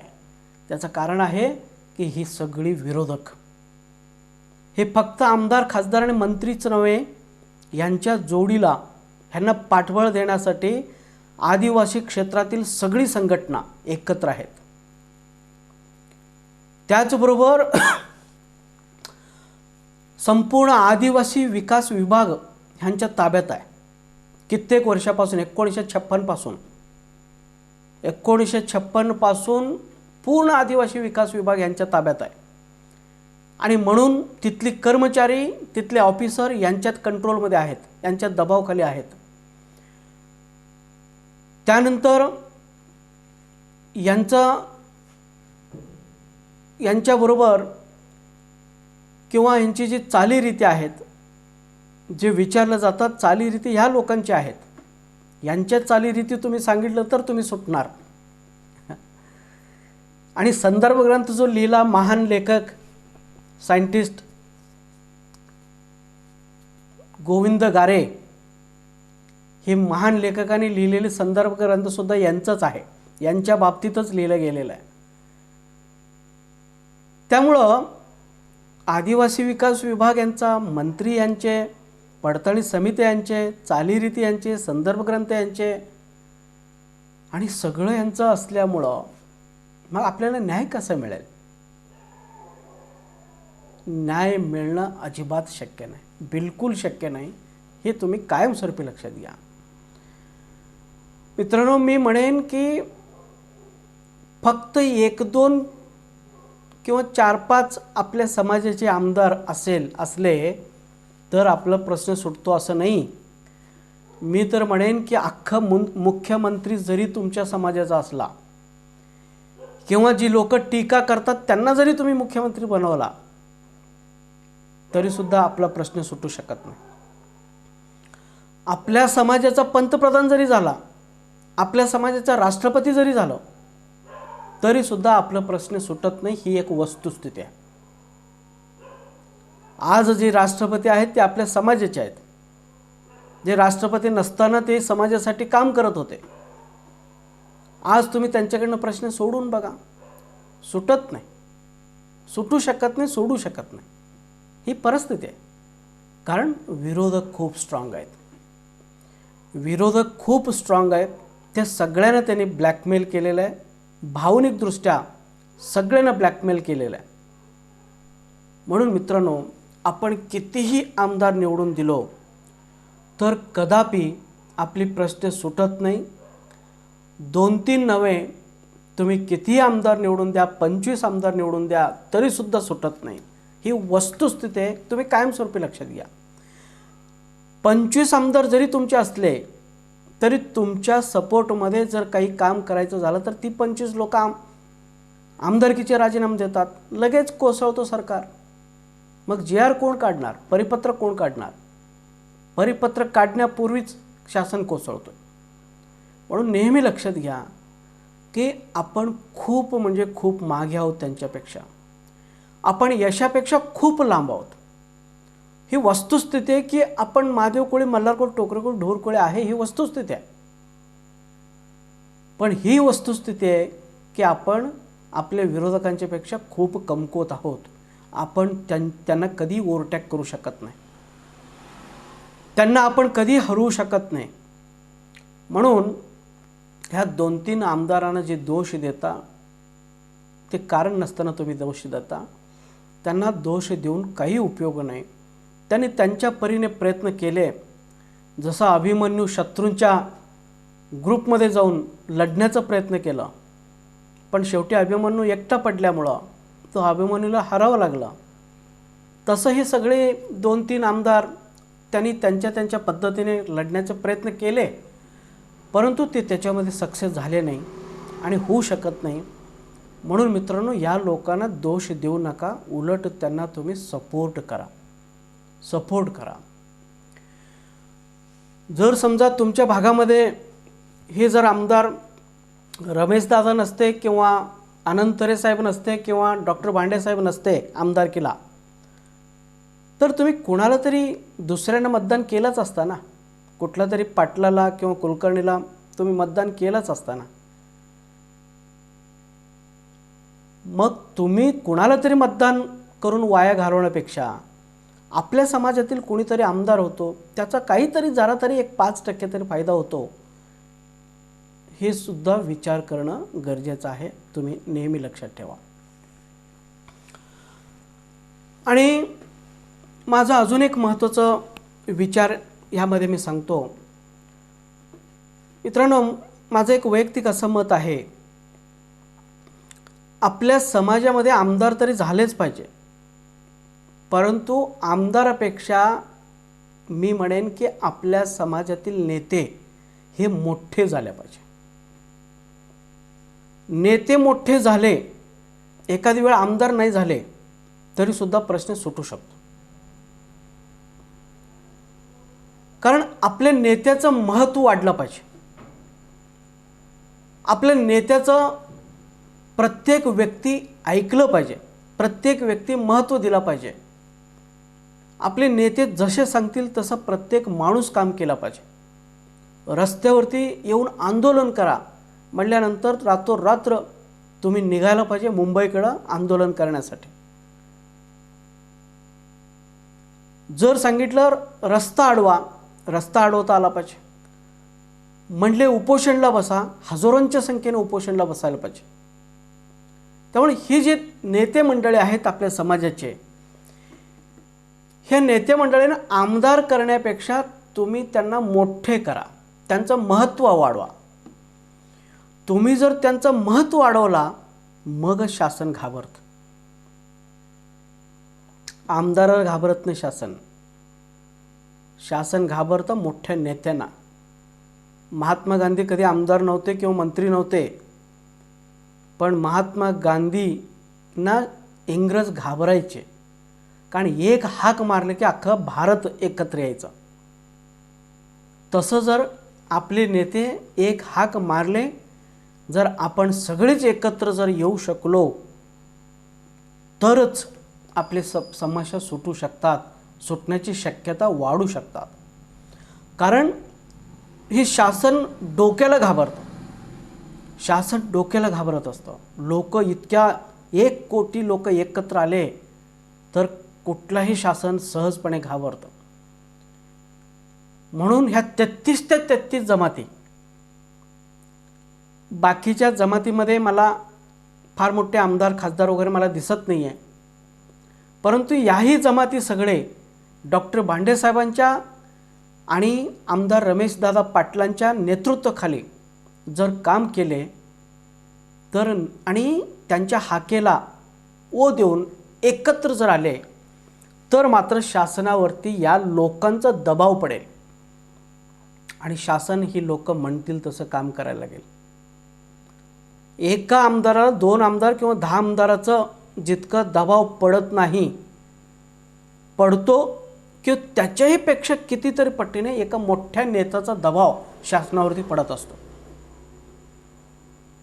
म्हणून कायमस्वरूपी लक्षात ठेवायचं, आपल्या नेत्यांना आपण मोठे केलं पाहिजे, त्यांना आपण किंमत दिला पाहिजे, त्यांच्या प्रत्येक शब्दाला किंमत दिला पाहिजे, महत्त्व दिलं पाहिजे, त्यांना प्रचंड सपोर्ट दिला पाहिजे, त्यांच्या हाक्याला ओ दिलं पाहिजे. असं जेव्हा होईल तेव्हा शासनाच्या लक्षात येईल की बाबा रे, या लोकांना काही म्हणून चालणार नाही. या लोकांना आपण काय म्हणलो तर यांच्या एका हाकेवर अख्खा समाज एकत्र येतो आणि ते समाज काही करू शकतो. म्हणून शासनावरती एक प्रकारचा दबाव निर्माण होईल आणि शासन अन्याय, कमीत कमी समस्या जरी सोडवायचं नाही झालं तरी अन्याय करणं तरी बंद करेल. हे तुम्ही कायमस्वरूपी लक्षात ठेवा. म्हणून मित्रांनो, आपल्या समाजामध्ये दमदार नेते पाहिजे, आमदारपेक्षा नेते पाहिजे, आणि ते दमदार नेते पाहिजे, खूप मोठे नेते पाहिजे. संपूर्ण महाराष्ट्रामध्ये ह्या नेत्याचा दबदबा असायला पाहिजे. मगच आपल्यावरती कोणी अन्याय करण्याचं धाडस करणार नाही किंवा आपले प्रश्नसुद्धा सुटू शकतात. हे तुम्ही नेहमी लक्षात घ्या. म्हणून ह्या नेत्यांना सपोर्ट करा, पूर्ण ताकदीने सपोर्ट करा. आणखीन एक मला असं रिक्वेस्ट करायचं की आपले प्रश्न का सुटले नाही हे सांगत असताना खरं म्हणजे काही लोकांना एक वेगळं वाटेल, परंतु मित्रांनो वस्तुस्थिती आहे की कोस्टल एरियातलं जी लोक आहेत, नेते आहेत, आमदार आहेत, ते कुणी असू दे, त्या लोकांनी OTSP मधल्या लोकांचे नेतृत्व करू नये. खरं म्हणजे OTSP मधली लोकांचे प्रॉब्लेम वेगळे आहेत, कोस्टल एरियामधली लोकांची प्रॉब्लेम वेगळे आहेत. ह्या लोक OTSP मधली लोक ST मध्ये असून सुद्धा ह्यांना दिलं जात नाही, पण कोस्टल एरियामधले काही ना किंवा जे नेतृत्व करतात त्यांचा जो समाज आहे की त्यांना OBC मध्ये टाकले गेलेले आहे, ST मध्ये नाही आहे. म्हणून जेव्हा OTSP मधल्या लोकांचं नेतृत्व कोस्टल एरियातले नेते करतात त्यावेळी मी स्वतः अनुभवलेलं आहे, बरेच वेळा चुकीचा संदेश जातो ह्या आमदार, खासदार आणि मंत्र्यांच्यामध्ये किंवा पडताळणी समित्यांच्यामध्ये. ही लोक गैरसमज करून घेतात आणि ते खरं आहे. कारण आपण जे सिद्ध करायला जातो, कोळी 2 मध्ये आहे, एक ST मध्ये आणि एक OBC मध्ये आहे. मग विस्तारित क्षेत्रातील लोक काय सिद्ध करायला जातात, तर बाबा मी OBC मधलं कोळी नाही, मी ST मधलं कोळी आहे, हे सिद्ध करायला आपण जात असतो कमिटीकडं किंवा मंत्रालयाकडं. मग मी OBC मधली कोळी नाही, मी ST मधलं कोळी आहे हे सांगण्यासाठी आपण कुणाला घेऊन जातो, OBC मधल्या नेत्यांना घेऊन जातो साक्षीला. त्यामुळे हा प्रकार विचित्र वाटतो.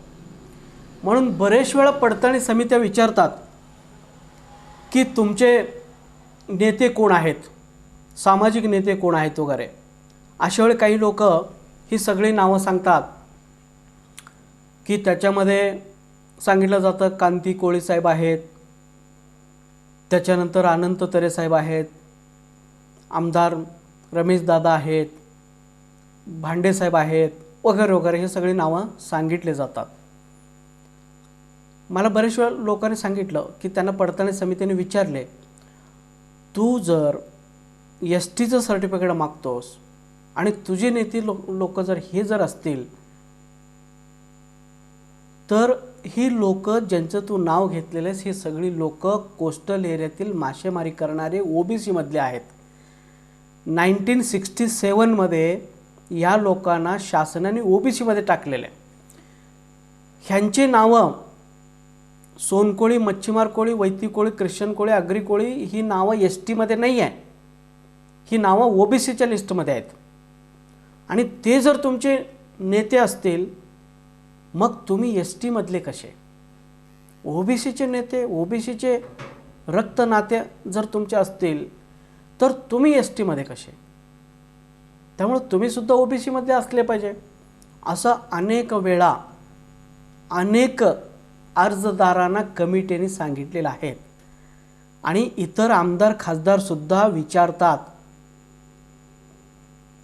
त्यामुळे मित्रांनो, भले आपलं रक्त एक आहे, DNA एक आहे, वंशज एक आहे, देवदेवता एक आहेत, परंतु आपण कायद्यामध्ये वेगवेगळे आहोत. कोण ST मध्ये आहेत तर कोण OBC किंवा SBC मध्ये आहे. आणि म्हणून जर विस्तार क्षेत्रातील लोकांचे प्रश्न सोडवायचेच असेल तर कोस्टल एरियातील लोकांच्या नेतृत्वाखाली आपल्याला आंदोलन करता येणार नाही, मंत्र्यांना भेटता येणार नाही, आमदारांना भेटता येणार नाही किंवा पडताळणी समित्यांना यांची नावं सांगता येणार नाही. कारण का, ह्या समित्यांच्या मनामध्ये गैरसमज तयार होतो, त्या आमदार, खासदार आणि मंत्र्यांच्या मनामध्ये गैरसमज तयार होतो आणि त्यांना सगळं माहीत असतं की कोस्टल एरियातली कोळी लोक जे आहेत ती ओबीसीमध्ये आहेत आणि ते सरळ सरळ सांगतात ते जर तुमचे नातलं लागत असतील, त्यांचं आणि तुमचं रक्तसंबंध येत असेल, ते जर तुमचे नेते असतील, तर याचा अर्थ तुम्ही सुद्धा ओबीसीमध्ये आहे. मग तुम्ही एस टीचे का मागता, मग तुम्ही बोगस आहे, चुकीची सर्टिफिकेट काढला. अशा पद्धतीने ही लोक बोलत राहतात. म्हणून 90% लोकांचे प्रॉब्लेम्स हे वेगळे आहेत. त्यामुळे या लोकांनी खरं म्हणजे स्वतंत्रपणे लढले पाहिजे किंवा विस्तारित क्षेत्रातील नेत्यांच्या नेतृत्वाखाली हे सगळं संघर्ष केला पाहिजे. अन्यथा चुकीचा संदेश जाऊन हा प्रश्न आपला कधीही मार्गी लागणार नाही, हे नेहमी लक्षात ठेवा. हां, ज्यावेळी एकत्र कोळी समाजाचा एखादा मोर्चा असेल किंवा आणखीन काहीतरी आंदोलन असेल, उपोषण करायचं असेल किंवा आणि काहीतरी फार मोठं कोळी समाज म्हणून काम करायचं आहे, अशा वेळी मात्र ही ओबीसीमधली आणि एस टीमधली सगळी कोळी एकत्र येऊन फार मोठ्या प्रमाणामध्ये आंदोलन करू शकतो आपण. समजा TSPमधली लोक, OTSPमधली लोक जर आंदोलन करणार असतील तर त्यावेळी त्या आंदोलनामध्ये कोस्टल एरियातील लोक येऊन मिसळणं महत्त्वाचं आहे. आणि कोस्टल एरियातील लोक आंदोलन करणार असतील तर OTSPमधली लोक येऊन मिसळणं महत्त्वाचं आहे, कारण लोकसंख्या दाखवणं महत्त्वाचं आहे. परंतु नेतृत्व त्या त्या भागातील नेतेच केलं पाहिजे. कोस्टल एरियातील लोकांचं नेतृत्व OTSPमधली लोक करू शकत नाही आणि OTSPमधली लोकांची नेतृत्व हे कोस्टल एरियातील लोक नेते करू शकत नाही. ही वस्तुस्थिती आहे. अन्यथा प्रश्न सुटत नाही. यामध्ये नाराज होण्याचे कारण नाही, गैरसमज करून घेण्याचे कारण नाही, पण ही वस्तुस्थिती आहे. अनेक वेळा विचारला गेलेला हा प्रश्न आहे की ओबीसीमधली लोक जर तुमचे नेते असतील तर तुम्ही एस टीमध्ये कसं, हा प्रश्न अनेक वेळा विचारला गेलेला आहे. म्हणून मित्रांनो, आपण सुरुवातीपासून कोस्टल एरियातले नेत्यांना त्यांना घेऊन जात असतो, परंतु मित्रांनो हे चुकीचं होतं. ही लोक खरं म्हणजे अतिशय प्रामाणिकपणे आपल्याला मदत करण्याचे प्रयत्न करतात. कांती कोळी साहेब असू दे किंवा अनंतरे साहेब असू दे किंवा पाटील दादा असू दे, हे अतिशय प्रामाणिकपणे तळमळीने हे आपलीच लोक आहेत ह्या भावनेने हे काम करतात. आपल्याला मंत्रालयामध्ये इकडं तिकडे घेऊन जातात. त्यांचा हेतू प्रामाणिक जरी असला तरी समोर बसलेला माणूस हा पूर्वग्रह दूषित विचारने आपल्याकडे बघत असतो आणि म्हणून तो गैरसमज करून घेतो, तो चुकीचा संदेश त्याच्या मनामध्ये जातो आणि कारण नसताना ही समस्या सुटत नाही. म्हणून थोडंसं नाराजी न होता हा विषय व्यवस्थितपणे प्रत्येकाने OTSPमधले आणि कोस्टलमधले सगळ्यांनी समजून घेणं फार महत्त्वाचं आहे. त्याच्यानंतर मित्रांनो की ह्या आत्ता सध्या खरं म्हणजे आपल्या समाजामध्ये 2 नेते आहेत. एक डॉक्टर दशरथ भांडेसाहेब आहेत आणि दुसरा रमेश दादा पाटील आहेत. हे 2च नेते आत्ता सध्या आहेत. दुर्दैवाने अनंतरे साहेब आपल्याला निम्म्यामध्ये सोडून गेले. मला वाटतं कांती कोळी साहेब फार ॲक्टिव्ह नसतील वयाच्या मानाने, परंतु मला ह्या दोन्ही नेत्यांना जे आता सध्या ज्यांच्या नेतृत्वाखाली आपण काम करतो, ज्यांच्या नेतृत्वावरती आपण विश्वास ठेवलेला आहे, ज्यांच्या नेतृत्वाखाली आपल्याला न्याय मिळेल असं प्रत्येकानं वाटतं, तर अशा नेत्यांनी सुद्धा थोडंसं वेगळ्या अँगलने प्रयत्न करणं गरजेचं आहे. आदिवासी आमदारांनी जो कार्य हातात घेतलेलं आहे त्याच पद्धतीचं कार्य तुम्हाला हातात घेणं गरजेचं आहे. कारण ह्या आदिवासी आमदारांनी महाराष्ट्रातील 288 जे आमदार आहेत त्या सगळ्यांच्या कानामध्ये जाऊन त्यांनी सांगितलेलं आहे की OTSP मधली विस्तारित क्षेत्रातील जी काही लोक आहेत ही सगळी बोगस आहेत, जातचोर आहेत, घुसखोर आहेत, त्यांचे प्रकरण अवैध झालेले आहेत आणि ही लोक आमच्या पोटावरती पाय ठेवतात आणि आम्ही गरीब आहोत, कुपोषित आहोत, जंगलात राहतो, दऱ्याखोऱ्यात राहतो, आम्ही अजून मागस आहोत, अशा पद्धतीने ह्या सगळ्यांना 1-to-1 काउन्सिलिंग केलेलं आहे. प्रत्येक आमदार, प्रत्येक मंत्री आणि मुख्यमंत्री आणि राज्यपालांच्या सहित सगळ्यांना त्यांना 1-to-1 काउन्सिलिंग केलेलं आहे. त्यामुळं विस्तारित क्षेत्रातील ही सगळी जी काय आदिवासी समाज आहे, ह्या आदिवासी समाजांच्या बद्दल ह्या 288 आमदारांच्या मनामध्ये ऑलरेडी पूर्वग्रह दूषित विचार आहे. त्यांना खरोखर वाटतं ही लोक भोगस आहेत आणि ती लोक फक्त वरवरनं गोड बोलतात, तुमची मागणी रास्त आहे, आपण हे ह्यावेळी करूच, त्यावेळी करूच, या पद्धतीने गोड गोड बोलतात. आपण पण फोटो काढतो त्यांच्याबरोबर आणि निवांत होतो. परंतु मित्रांनो, हे आदिवासी आमदार जे आहेत, आदिवासी आमदार त्यांच्या मनामध्ये व्यवस्थितपणे प्रोग्रॅमिंग केलेलं आहे, त्यांना हिप्नॉटिझम केलेलं आहे आपल्याबद्दल. परंतु वस्तुस्थिती तशी नाही आहे. तुम्हाला माहीत आहे, मी मागच्या काही व्हिडिओमध्ये बोललो आहे, पुढच्या व्हिडिओमध्ये सुद्धा डिटेलमध्ये बोलणार आहे. तुम्हाला माहीत आहे 1976ला क्षेत्रबंधन एक तर 1950ला आपल्याला मिळत होते, त्यानंतर 1976ला पुन्हा क्षेत्रबंधन उठवलं गेलं. क्षेत्रबंधन जसं उठवलं गेलं तसं वाढीव लोकसंख्येप्रमाणे अनुदान पण वाढवलं गेलं, आमदार आणि खासदारांची संख्या पण वाढवली गेलेली आहे. आपल्या भागामध्ये जिल्हा गॅजेटरीमध्ये महादेव कोळी, मल्हार कोळी, टोकर कोळ्यांची नोंदी आहेत. 18व्या शतकामध्ये इंग्रजांनी केलेल्या नोंदी आहेत. सेन्सस रिपोर्टमध्ये तुम्ही बघा, प्रत्येक जिल्ह्यामध्ये नोंदी आहेत. मी येणार आहे, प्रत्येक जिल्ह्यामध्ये येणार आहे, त्या जिल्ह्याची सगळी डॉक्युमेंट्स मी दाखवणार आहे. त्यानंतर मानववंशशास्त्रज्ञांनी लिहून ठेवलेलं आहे संपूर्ण महाराष्ट्रामध्ये ही आदिवासी समाज आहे म्हणून. त्याच्यानंतर शासनाने स्वतः जे कमिटी नियुक्त केले होते, तर त्या कमिट्यांचे अहवाल माझ्याकडे आहेत आणि त्या अहवालामध्ये सांगितलेलं आहे संपूर्ण महाराष्ट्रामध्ये ही लोकं राहतात म्हणून. आणि कोळी नोंदी का झाले हे जगाला माहीत आहे, अख्ख्या जगाला माहीत आहे. इंग्रजांच्या काळामध्ये तसे आदेशच होते, फक्त कोळी नोंदी करा, सबकास्ट लिहू नका म्हणून. ही सगळी वस्तुस्थिती आहे. आणि ती लोक ही सगळी आपण आणि ते सगळे आपण काय केलं, निजामच्या राज्यातून मायग्रेटेड झालेलो आहोत. 11व्या शतकापासून 14व्या शतकामध्ये सगळे आपण मायग्रेटेड आहोत. एकच जागेवरनं सगळे आपण मायग्रेटेड झालेले आहे. आणि त्यांची चालीरीती आपली चालीरीती, त्यांची देवदेवता आपली देवदेवता, हे सगळेच एकच आहे. मी तुम्हाला मागच्या एका व्हिडिओमध्ये सांगितलेलं आहे. अहमदनगरच्या गॅजेटेरमध्ये 1884च्या तिथं काय म्हटलेलं आहे, हितली कोळी वाल्मिकीला स्वतःचे वंशज मानतात.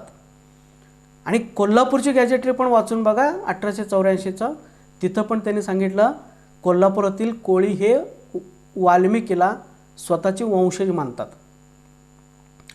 आता त्यांची वंशज वाल्मिक, यांचे वंशज वाल्मिक, मग सगळं एकच झालं ना. दोन तरी वाल्मिकी नाही. पुन्हा त्यांनी स्पष्ट असं लिहिलेलं आहे, रामायणाचे लेखक वाल्मिकीला, असं दोन्हीकडे म्हटलेलं आहे, रामायणाचे लेखक वाल्मिकीला. मग ते वेगळे असते, आम्ही वेगळे असतो. मग 2 रामायण असायला पाहिजे होते, 2 वाल्मिकी असायला पाहिजे होते, तसं पण कुठं दिसत नाही. म्हणजे याचा अर्थ मित्रांनो, आपण सगळे एकच आहोत. इतकी सगळं काही स्पष्ट आहे. स्पष्ट असून सुद्धा ह्या जे आदिवासी आमदार, खासदार, मंत्री आणि संघटना, ह्या लोकांनी जे समाजामध्ये किंवा आमदारांच्यामध्ये जे गैरसमज पसरवलेला आहे, तर त्या गैरसमजामुळे आपण आज बोगस म्हणून गणलं जात आहोत किंवा सगळे आमदार खासदार आपल्याकडे बोगस या नजरेने बघतात. हे तुम्ही कायमस्वरूपी लक्षात ठेवा. म्हणून मला आपले जे आमदार आहेत किंवा नेते आहेत, डॉक्टर दशरथ भांडे आहेत, माननीय रमेशदादा पाटील आहेत, यांना मला सांगायचं आहे की तुम्ही किती आंदोलन करता, किती उपोषण करायला लावता किंवा करता, किती आपण निवेदन देतो तुमच्या नेतृत्वाखाली, त्याच्यापेक्षा सगळ्यात महत्त्वाचं मी सांगतो की तुम्ही प्रत्येक जिल्ह्यातील महत्त्वाचे डॉक्युमेंट्स एकत्र करा आणि मी सांगितलेले सगळे मुद्दे एकत्र करा किंवा मी स्वतः तुम्हाला सगळं डॉक्युमेंट पुरवतो, लिहून देतो आणि तुम्ही त्याचा अभ्यास करून 1 to 1 आमदारांना भेटा. अगदी एका महिन्यामध्ये 3-4 आमदारांना तुम्ही भेटा आणि त्यांना एक अर्धा ते पाऊण तासामध्ये समजून सांगा की बाबा रे, आमच्यावरती कशा पद्धतीने अन्याय होतो ते बघा, जरा आमच्याकडले डॉक्युमेंट बघा, आमच्याकडले पुरावे बघा, आमचे सगळे बाकीच्या सगळ्या गोष्टी तुम्ही बघा आणि त्यांच्याकडले पण बघा. आणि हे सगळं एकच आहे तरीसुद्धा त्यांना दिले जातात आणि आम्हाला दिले जात नाही, हे फक्त सत्तेच्या जोरावरती. त्यामुळं आम्हीसुद्धा आदिवासी आहोत, आम्हीसुद्धा अनुसूचित जमातीचा आहोत, आम्हीसुद्धा मागासलेला आहोत, आम्हीसुद्धा कुपोषित आहोत, आम्हीसुद्धा खूप हालाकीचे जीवन जगत आहोत. म्हणून फक्त 25 आमदार आणि त्यांचा दबाव आणि तुमची खुर्ची हितपुरता तुम्ही मर्यादित न राहता आमचे डॉक्युमेंट्स बघून आम्हालासुद्धा तुम्ही न्याय द्या. आमच्याबद्दल तुम्ही विधानसभेमध्ये, लोकसभेमध्ये बोला, आमचे प्रश्न उपस्थित करा. कमीत कमी त्यांना एक तर प्रश्न विचारा. बाबा रे, तुम्ही 25 आमदार आणि 4 खासदार आहे ST मधून, तर तुमची लोकसंख्या आहे का त्या भागामध्ये? आदिवासी भागामध्ये तेवढी लोकसंख्या आहे का? किंवा बाबा रे, तुम्ही 9% अनुदान घेता केंद्राकडनं, तर तुम्ही 9% आहे का एकूण महाराष्ट्रातली लोकसंख्येच्या 9% तुम्ही आहे का आदिवासी भागामध्ये? फक्त 2 तरी क्वेश्चन तुम्ही विचारा. ह्या 2 क्वेश्चनमध्ये त्यांना घाम किती सुटतो बघा. आणि जर 9% नसतील तर मग आले कुठून 9%? तुम्ही 25 आमदार झाले कसं? 4 खासदार झाले कसं? तुमच्या पॉप्युलेशनप्रमाणे 11 आमदार आणि 2 खासदार बसतात आणि 4% अनुदान बसतो आणि तुम्ही 5% अनुदान एक्स्ट्रा घेतला कसा? आणि 14 आमदारांनी 2 खासदार एक्स्ट्रा घेतला कसा? कुठल्या पॉप्युलेशनवरती तुम्ही घेतला? एवढं जरी तुम्ही प्रश्न विचारा, बाकी तुम्ही काही करू नका, एवढा प्रश्न विचारा, म्हणजे महाराष्ट्राला कळेल की काय खरं आणि काय खोटं आहे. म्हणून मी आमच्या नेते मंडळींना, सगळ्या समाजाच्या माध्यमातून असं विनंती करतो की आंदोलनापेक्षा किंवा इतर ॲक्टिव्हिटीजपेक्षा तुम्ही 1 to 1 आमदारांचे अपॉइंटमेंट घेऊन त्यांना जर काउन्सिलिंग केला, त्यांना जर डॉक्युमेंट दाखवून दिला, तर त्या सगळ्या आमदारांच्या लक्षात येईल की बाबा रे, ही लोक ओरिजिनल आहेत. ह्या लोकांना कारण नसताना बोगस ठरवलं जातो आहे आणि हे फक्त सत्तेच्या जोरावरती केलं जातो, हे त्यांच्या लक्षात येईल. आणि हेही लोक प्रामाणिक असतात आणि ह्यांनाही वाटतं की ह्यांना न्याय मिळाला पाहिजे. आणि आज ना उद्या ही लोक चिडतील, खवळतील आणि अंगावरती धावून जातील आणि विधानसभेत सांगतील की बाबा, इकडली लोकांच्यावरती कारण नसताना त्यांच्या पॉप्युलेशनचा उपयोग केला जातो आणि त्यांच्या डॉक्युमेंट असूनसुद्धा ह्यांना दिलं जात नाही. ह्याच्यावरती घसघसीत चर्चा होईल आणि तिथून पुढं खरं म्हणजे बहुमताने निर्णय होईल. नाही, ह्या लोकांना खूप त्रास आपण दिलेला आहे, तर इथून पुढं तरी ह्यांना व्हॅलिडिटी दिलंच पाहिजे. त्यामुळे आंदोलन आपण खूप केलो, हजारो आंदोलन झालेले 40 वर्षामध्ये, पण त्या आंदोलनाने काही फरक पडलेले नाही. हजारो निवेदन आपण दिलेले आहे, उपोषण खूप केलेलं आहे, अनेक लोक आत्महत्या केलेले आहे. हे सगळे जुने मार्ग झाले, ह्या जुन्या मार्गाने काही उपयोग नाही, हा माझं वैयक्तिक मत आहे. म्हणून आपल्याला आत्ता जे करायचं आहे ते फक्त आमदार खासदार म्हणून तुम्ही लोक ह्यांना 1 to 1 कम्युनिकेशन करा. एकेकानं व्यवस्थितपणे बाजूला काढा, शांतपणे बसून AC रूममध्ये बसून थंड डोक्याने त्यांना हे सगळं इफेक्टिव्हली समजावून सांगा, मगच ही लोक आपले ऐकतील, हे असं मला सांगायचं आहे. म्हणून आंदोलनापेक्षा ह्या प्रत्येकाने एक 1 to 1 भेटा, समजून सांगा, ज्याच्यामध्ये मुख्यमंत्री असतील, राज्यपाल असेल, त्यानंतर मीडियाच्या समोरसुद्धा आपल्याला जावं लागणार आहे. मीडियाच्या समोरसुद्धा फार इफेक्टिव्हली बोलावं लागणार आहे. मुद्देसुद्धा आपल्याला समजून सांगावं लागणार आहे. आम्ही कसे ओरिजिनल आहोत आणि कशा पद्धतीने आपल्याला चेपलं जातो आहे आणि कशा पद्धतीने आमच्या पॉप्युलेशनचा लाभ घेतला जातो, हे खूप क्लिअर कट मेसेज हे समाजाकडे जाणं महत्त्वाचं आहे. म्हणून हे आपल्या नेत्यांनी असं करावा आणि ह्या आमदारांना आपल्या बाजूला वळवून त्यांच्यावरती दबाव आणावा. ह्या आदिवासी आमदारांच्यावरती दबाव आणावा आणि ह्या आमदारांच्या माध्यमातून, आपल्या आमदारांच्या माध्यमातून शासनावरती दबाव आणावा आणि कोळी नोंदीवरती महादेव कोळी, मल्हार कोळी, टोकरे कोळी, ढोर कोळी असं देण्यात यावा, असे परिपत्रक काढून घ्यावा. ह्याच्यासाठी फार खर्चसुद्धा लागणार नाही, आंदोलन करायची गरज नाही. फक्त 1 to 1 कम्युनिकेशन करा. अख्खं समाज तुमच्याबरोबर आहे, पूर्ण समाज तुमच्याबरोबर, तुमच्या पाठीमागे आहे, हे तुम्ही नेहमी लक्षात ठेवा. म्हणून जर आपण कम्युनिकेशन करू शकलो नाही, आमदार, खासदार, मंत्री, मुख्यमंत्री, राज्यपाल आणि मीडिया यांना जर आपण व्यवस्थितपणे समजून सांगू शकलो नाही, तर माझं एक वैयक्तिक मत आहे, तर ही राजकारण आपण सोडून द्यावा. आता ह्या राजकारणातून काहीही उपयोग होणार नाही. आपण सगळी प्रयोग करून बघितलेला आहे. इथून पुढं काहीही करून उपयोग होणार नाही. म्हणून राजकारणातून आपल्याला न्याय मिळेल असं मला तरी वाटत नाही. म्हणून ह्या आमदार खासदारांच्या मागे फिरणं, निवेदन देणं, त्यांना मतदान करणं, त्यांचं आश्वासनाला बळी देणं, बळी पडणं, हे सगळं बंद करा. सगळं थोतांड आहे.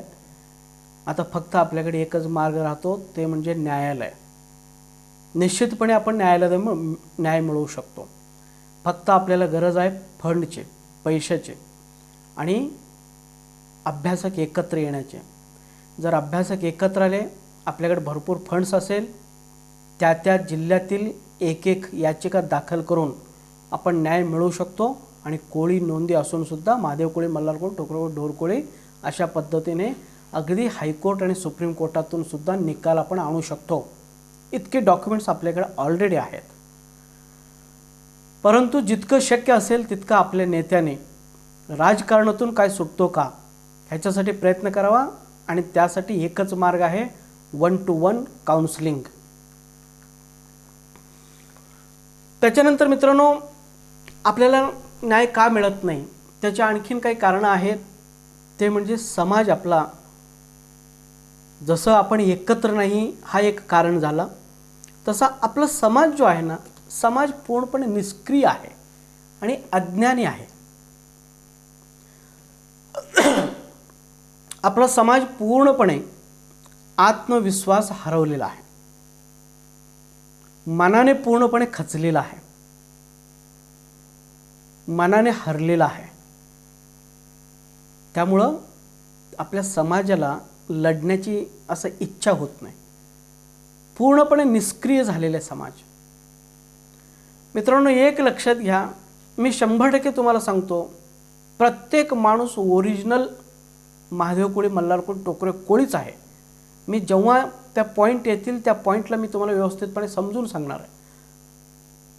परंतु हा गृहीत धरून चला, आज मी ओरिजिनलच आहे आणि माझ्यावरती जाणीवपूर्वक अन्याय केला जातो आहे, हे ज्यावेळी तुम्ही समजून घ्याल त्याचवेळी तुमचं कॉन्फिडन्स लेवल वाढेल. त्याचवेळी तुमच्या लक्षात येईल की माझ्यावरती अन्याय होतो, मी लढलंच पाहिजे. त्याचवेळी तुम्ही आत्मविश्वासाने लढू शकता. नसेल तर तुम्ही जर स्वतःला विरोधक म्हणतात तसं जर तुम्ही स्वतःला बोगस समजत असाल, मनाने हरून गेला, खचून गेला, तर मित्रांनो तुम्ही कधीच जिंकू शकणार नाही. मनाने हरलेला माणूस कधीच जिंकू शकत नाही, हे तुम्ही कायमस्वरूपी लक्षात घ्या. म्हणून न्याय का मिळत नाही आपल्याला, तर खूप समाज, म्हणजे मी म्हणेन की 95% समाज आपला पूर्णपणे निष्क्रिय आहे, निष्क्रिय आहे. फक्त जिवंत आहेत म्हणून ते जरा चालतात, बोलतात, खातात. परंतु माझ्या व्याख्याप्रमाणे ह्यांच्या अंगामध्ये जीव जरी असला तरी हे निरुपयोगी आहेत. ही लोक निरुपयोगी आहेत. कारण का, ही लोक कुठलीही ॲक्टिव्हिटी करायला तयार नसतात. त्यांना तुम्ही काही सांगा, माहितीच्या अधिकाराखाली पत्र मागवा रे, कोणीच तयार होत नाही. महाराष्ट्रामध्ये आपण म्हणतो 1 कोटी लोक आहेत, 1 कोटी लोक आहेत. 1 कोटीमध्ये 1 माणूससुद्धा तयार होत नाही. सांगतात लोक, सर आम्ही मागवतो बरं का. आणि नंतर आपण जर 2-3 महिन्यानं फोन केलो, बाबा रे तुझं काय झालं, नाही हो सर आम्ही मागवायचं म्हणलो पण विसरूनच गेलो. निष्क्रिय. त्याच्यानंतर त्यांना जर सांगितलं बाबा राज्यपालांना निवेदन पाठवा, मुख्यमंत्र्याला निवेदन पाठवा, पाठवतो म्हणतात पण पाठवत नाही. आंदोलनला या, मोर्चाला या. डॉक्टर भांडेसाहेबांनी अनेक वेळा मोर्चा पुकारले, परंतु लोक रिस्पॉन्स देत नाही. अतिशय दुर्दैव आहे, निष्क्रिय आहे. मी खरं म्हणजे खूप कडक शब्द वापरलो असतो, पण कॅमेऱ्यामध्ये मला वापरता येत नाही, म्हणून मी निष्क्रिय वगैरे वगैरे असं गुळगुळीत मी शब्द वापरतो. परंतु लक्षात घ्या, ही लोक कुठली ॲक्टिव्हिटी करायला तयार नाही, पूर्णपणे निष्क्रिय आहेत. निवेदन करत नाही, किंवा साधं तुम्हाला लढाईसाठी फंड्स गोळा करा म्हटलं तर फंड्स द्यायला तयार नाही. अगदी 1000-500 रुपये द्यायलासुद्धा ही लोक तयार नाही. कारण यांना वाटतं की आपण बोगस आहे आणि एवढं आपण लढलो तर इथून पुढं काय होणार आहे, काहीच होत नाही. मग कशाला 500 रुपये तरी कशाला ठेवायचं, 500 रुपयामध्ये आपण 1-2-3 दिवस तरी काढू शकतो, अशी म्हणणारी ही सगळी लोक आहेत.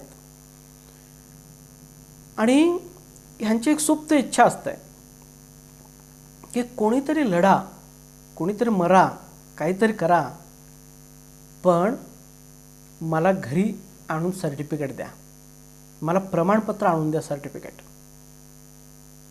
फार तर 500-1000 रुपये घ्या, पण मला तिकडे कुठं बोलू नका, मी घरी बसतो, मला घरी आणून द्या. अशी म्हणणाऱ्यांची संख्या खूप आहे समाजामध्ये. तर मित्रांनो, असे निष्क्रिय समाज जिथं आहे, किंवा ज्या समाजामध्ये असे निष्क्रिय लोक असतात, इनॲक्टिव्ह लोक असतात, निर्जीव लोक असतात, अशा समाजाला कधीही न्याय मिळत नसतो. हा समाज मागेच राहणार, हा समाज कधीच पुढे जाऊ शकत नाही.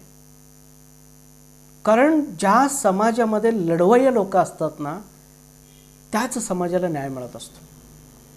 तुम्ही आज बघा, ब्राह्मण समाज जर तुम्ही घेतला, खरं म्हणजे ब्राह्मणांचं आपण कौतुक केलं पाहिजे.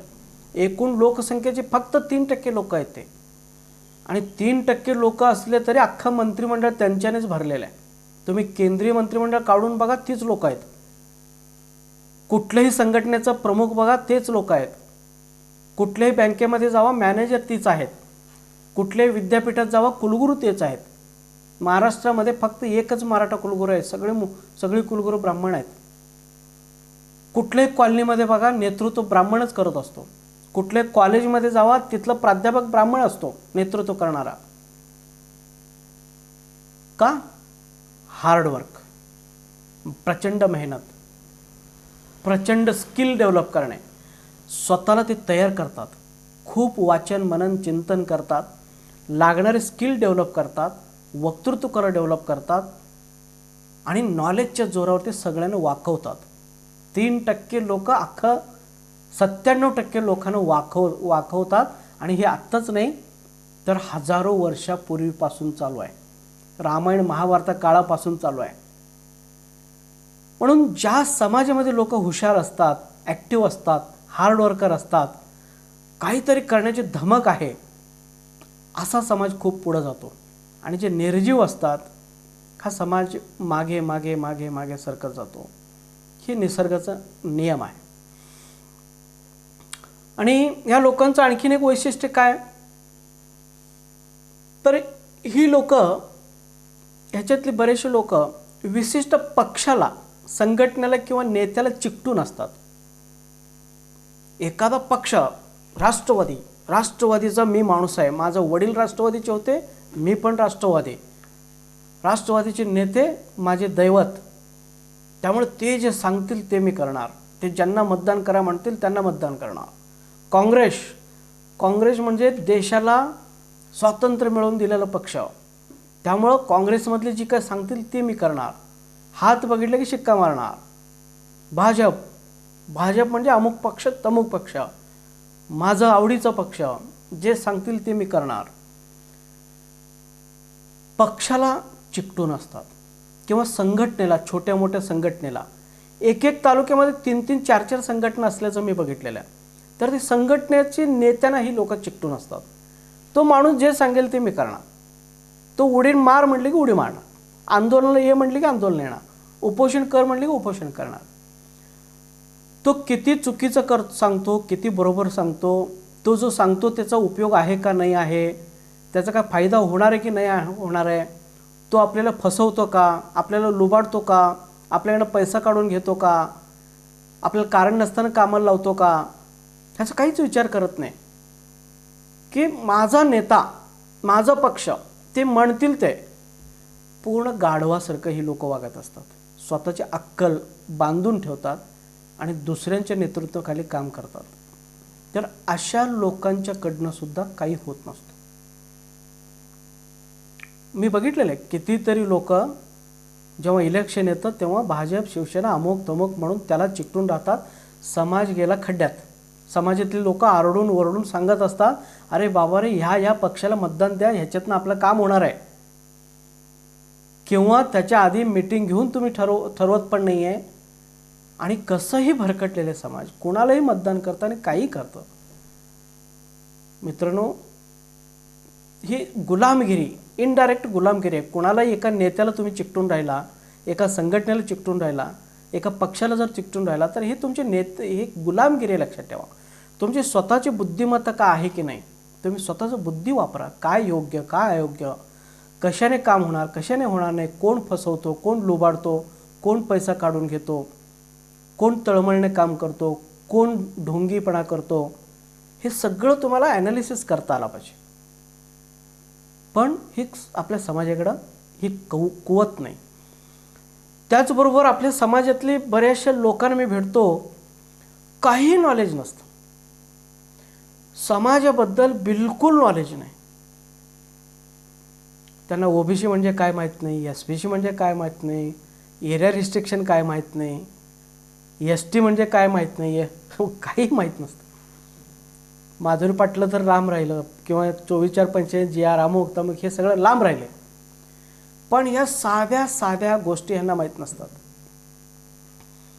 मी एकाला सांगितलं की बाबा तुमच्या जिल्ह्यातलं जिल्हा गॅजेटियर्स, बरेच लोकांनी, एकाला नव्हे बरेच लोकांनी सांगितलं, जिल्हा गॅजेटियर्स फाइंड आउट करा.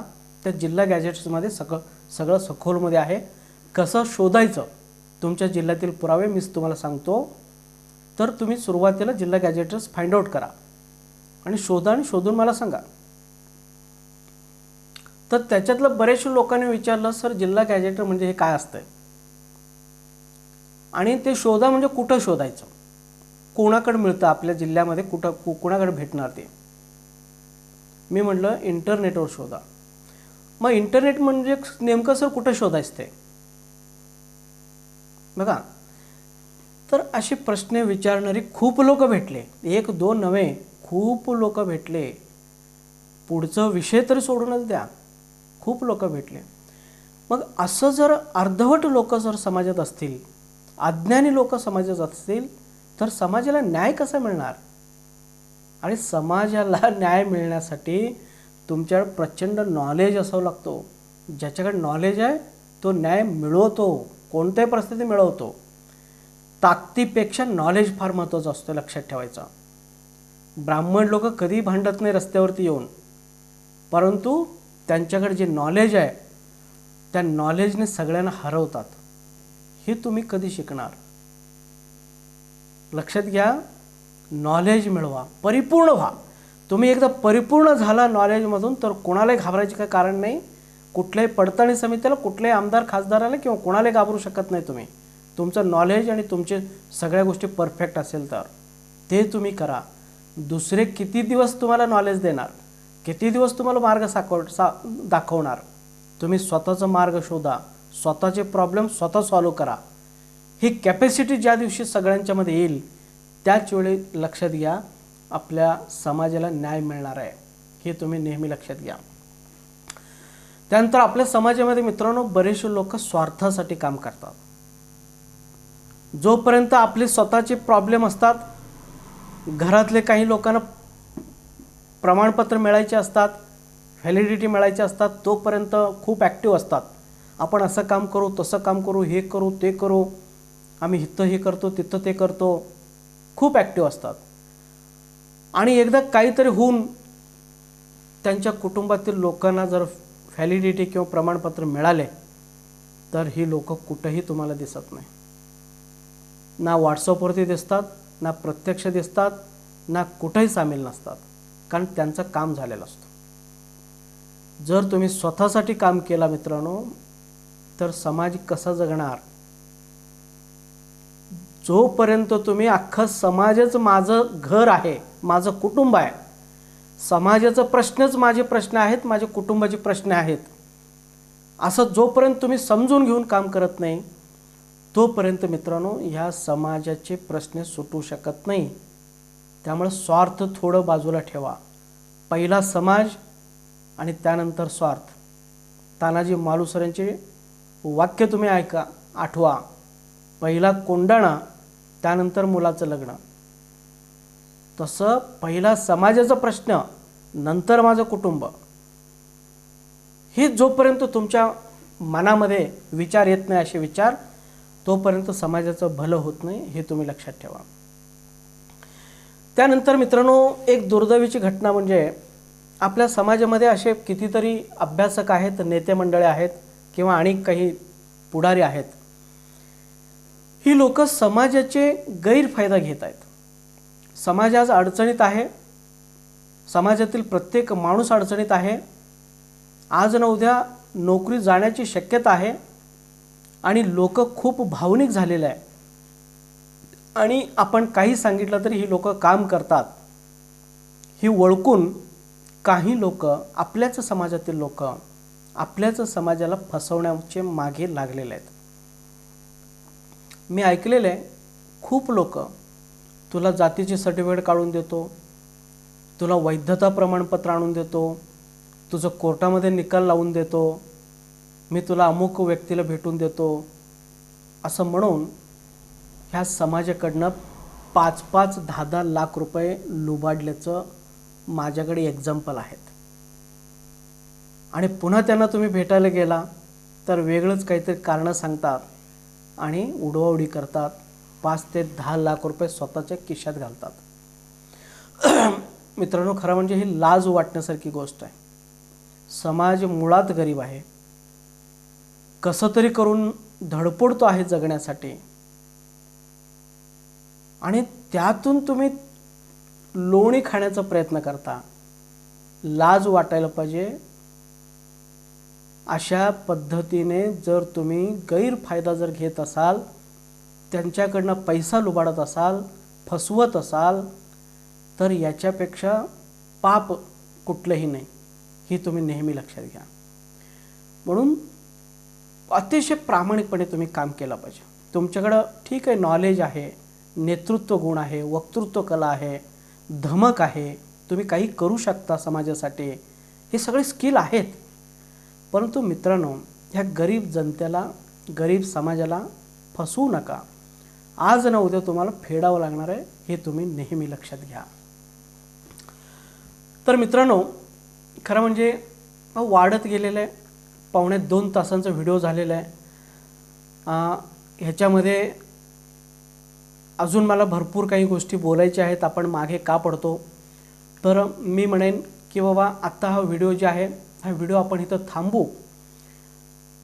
तर पुढं आपण प्रकरण 2 आणि भाग 6 आणि अजून एक भाग 7 अशा अजून एक 2 भाग ह्या प्रकरण 2 मध्ये आपण बघू. आणि ह्या भाग 6 आणि भाग 7 मध्ये पुन्हा आपण बघणार आहोत की आपण कुठं कुठं चुकतो, आपले प्रॉब्लेम का सुटत नाहीत आणि आपण नेमके काय केलं पाहिजे. ह्याविषयी आपण एकूण 42 प्रकरणापर्यंत आपण बघणार आहोत आणि नंतर फार डिटेलमध्ये पुन्हा ह्याच्यावरती 1 to 1 बघणार आहोत. बरेच लोकांना वाटत असेल की सरांच्याकडे एकच ड्रेस आहे की काय, सर नेहमी एकच ड्रेस घालून बसलेले असतात. तर मित्रांनो, माझ्याकडे भरपूर ड्रेस आहेत. इतके ड्रेस आहेत ना, खूप ड्रेस आहेत. पण जवळपास मला 40 ते 45 प्रकरणं बोलायचे आहे आणि प्रत्येक प्रकरणामध्ये 3-4 भाग असणार आहे. म्हणून मी जरासं असं ठरवलं, असं विचार केलो की प्रत्येक प्रकरणासाठी एक ड्रेस घालायचं. म्हणून प्रकरण 2 जरासं खूपच लांबलेलं आहे. त्यामुळे तुम्हाला वाटत असेल की सगळ्या व्हिडिओमध्ये एकच ड्रेस आहे, पण प्रत्यक्षात मला भरपूर ड्रेस आहेत. फक्त प्रकरण 2 मध्ये एकच ड्रेस ठेवायचा असा विचार केल्यामुळं मी तेच ड्रेस घालतो. अजून 2 भागामध्ये सुद्धा मी याच ड्रेसवरती असणार आहे आणि प्रकरण 3 मध्ये 3 पासून आपण स्वतंत्रपणे आपण डिस्कशन करू. ओके, तर मित्रांनो, मी इथं थांबतो. थोडंसं व्हिडिओचं लेंथ वाढत असलं तरी सगळ्यांनी मनापासून ऐका, पूर्णपणे ऐका, रिस्पॉन्स द्या. मित्रांनो, मोटिवेट करा. माझं पण आता वय झालेलं आहे. मला सुद्धा वाटतं कंटाळ येते कशासाठी सगळं करायचं. पण तुमचं बोलणं, तुमचं एक फोनसुद्धा मला एक टॉनिकसारखं वाटेल. किंवा तुम्ही यूट्यूबवरती एखादा मेसेज जरी दिला तरी मला एक टॉनिकसारखं वाटेल आणि त्याच्यातनं मी काम करू शकतो. कारण हे 45 व्हिडिओ करेपर्यंत, 45मध्ये जवळपास 100 व्हिडिओ होणार आहेत. ते 100 व्हिडिओपर्यंत करेपर्यंत माझे स्टॅमिना टिकायला पाहिजे. तर ते टिकण्याचं काम तुमचं आहे, लक्षात घ्या. लोक खूप रिस्पॉन्स देतात. मी बघितलं आता एवढी मी व्हिडिओज करून पाठवलेले यूट्यूबवरती, पण फक्त 6 लोकांनी कॉमेंट केलेलं आहे. 6 लोकांनी हा फक्त व्हेरी गुड, व्हेरी नाईस आणि काही लोकांनी हात दाखवलेला आहे. 6 लोकांनी कॉमेंट केलेलं आहे. पण आपण म्हणतो 1 कोटी लोक आहेत, 1 कोटी लोक आहेत. ती 1 कोटी गेले कुठं? त्यामुळं तुम्हाला जर वाटत असेल आपलं समाजाचं सगळं प्रश्न बेसिकली समजून घ्यावा, मुळासहित समजून घ्यावा, बारीक सारीक सगळ्या गोष्टी समजून घ्यावा, तर मित्रांनो तुम्हाला मला मोटिवेट करणं, मला टॉनिक देणं गरजेचं आहे. तुम्ही सबस्क्राईब करा, हा लिंक शेअर करा. लोकांना शेअर करायचं सुद्धा माहीत नाही, कोणी एकाने व्हिडिओ शेअर केलेला नाही. मित्रांनो, व्हिडिओ शेअर करा. त्यानंतर प्रत्येक व्यक्तीला सांगा, बाबा रे हे व्हिडिओज आहेत, ते व्हिडिओज तू बघ, म्हणून तुझ्या फायद्याचे आहेत, ते बघ, समजून घे विषय, असं सांगा. आणि जर वेळ मिळाला तर एक फोन करा, नसेल तर खाली कॉमेंट करा. त्या व्हिडिओमध्ये कॉमेंट्स असतात, ते कॉमेंट्स करा. तुम्हाला जे वाटतं ते कॉमेंट्स करा. किंवा तुम्हाला प्रश्न विचारायचा प्रश्न विचारा.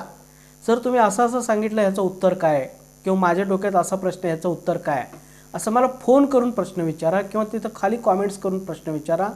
काहीतरी ॲक्टिव्हिटी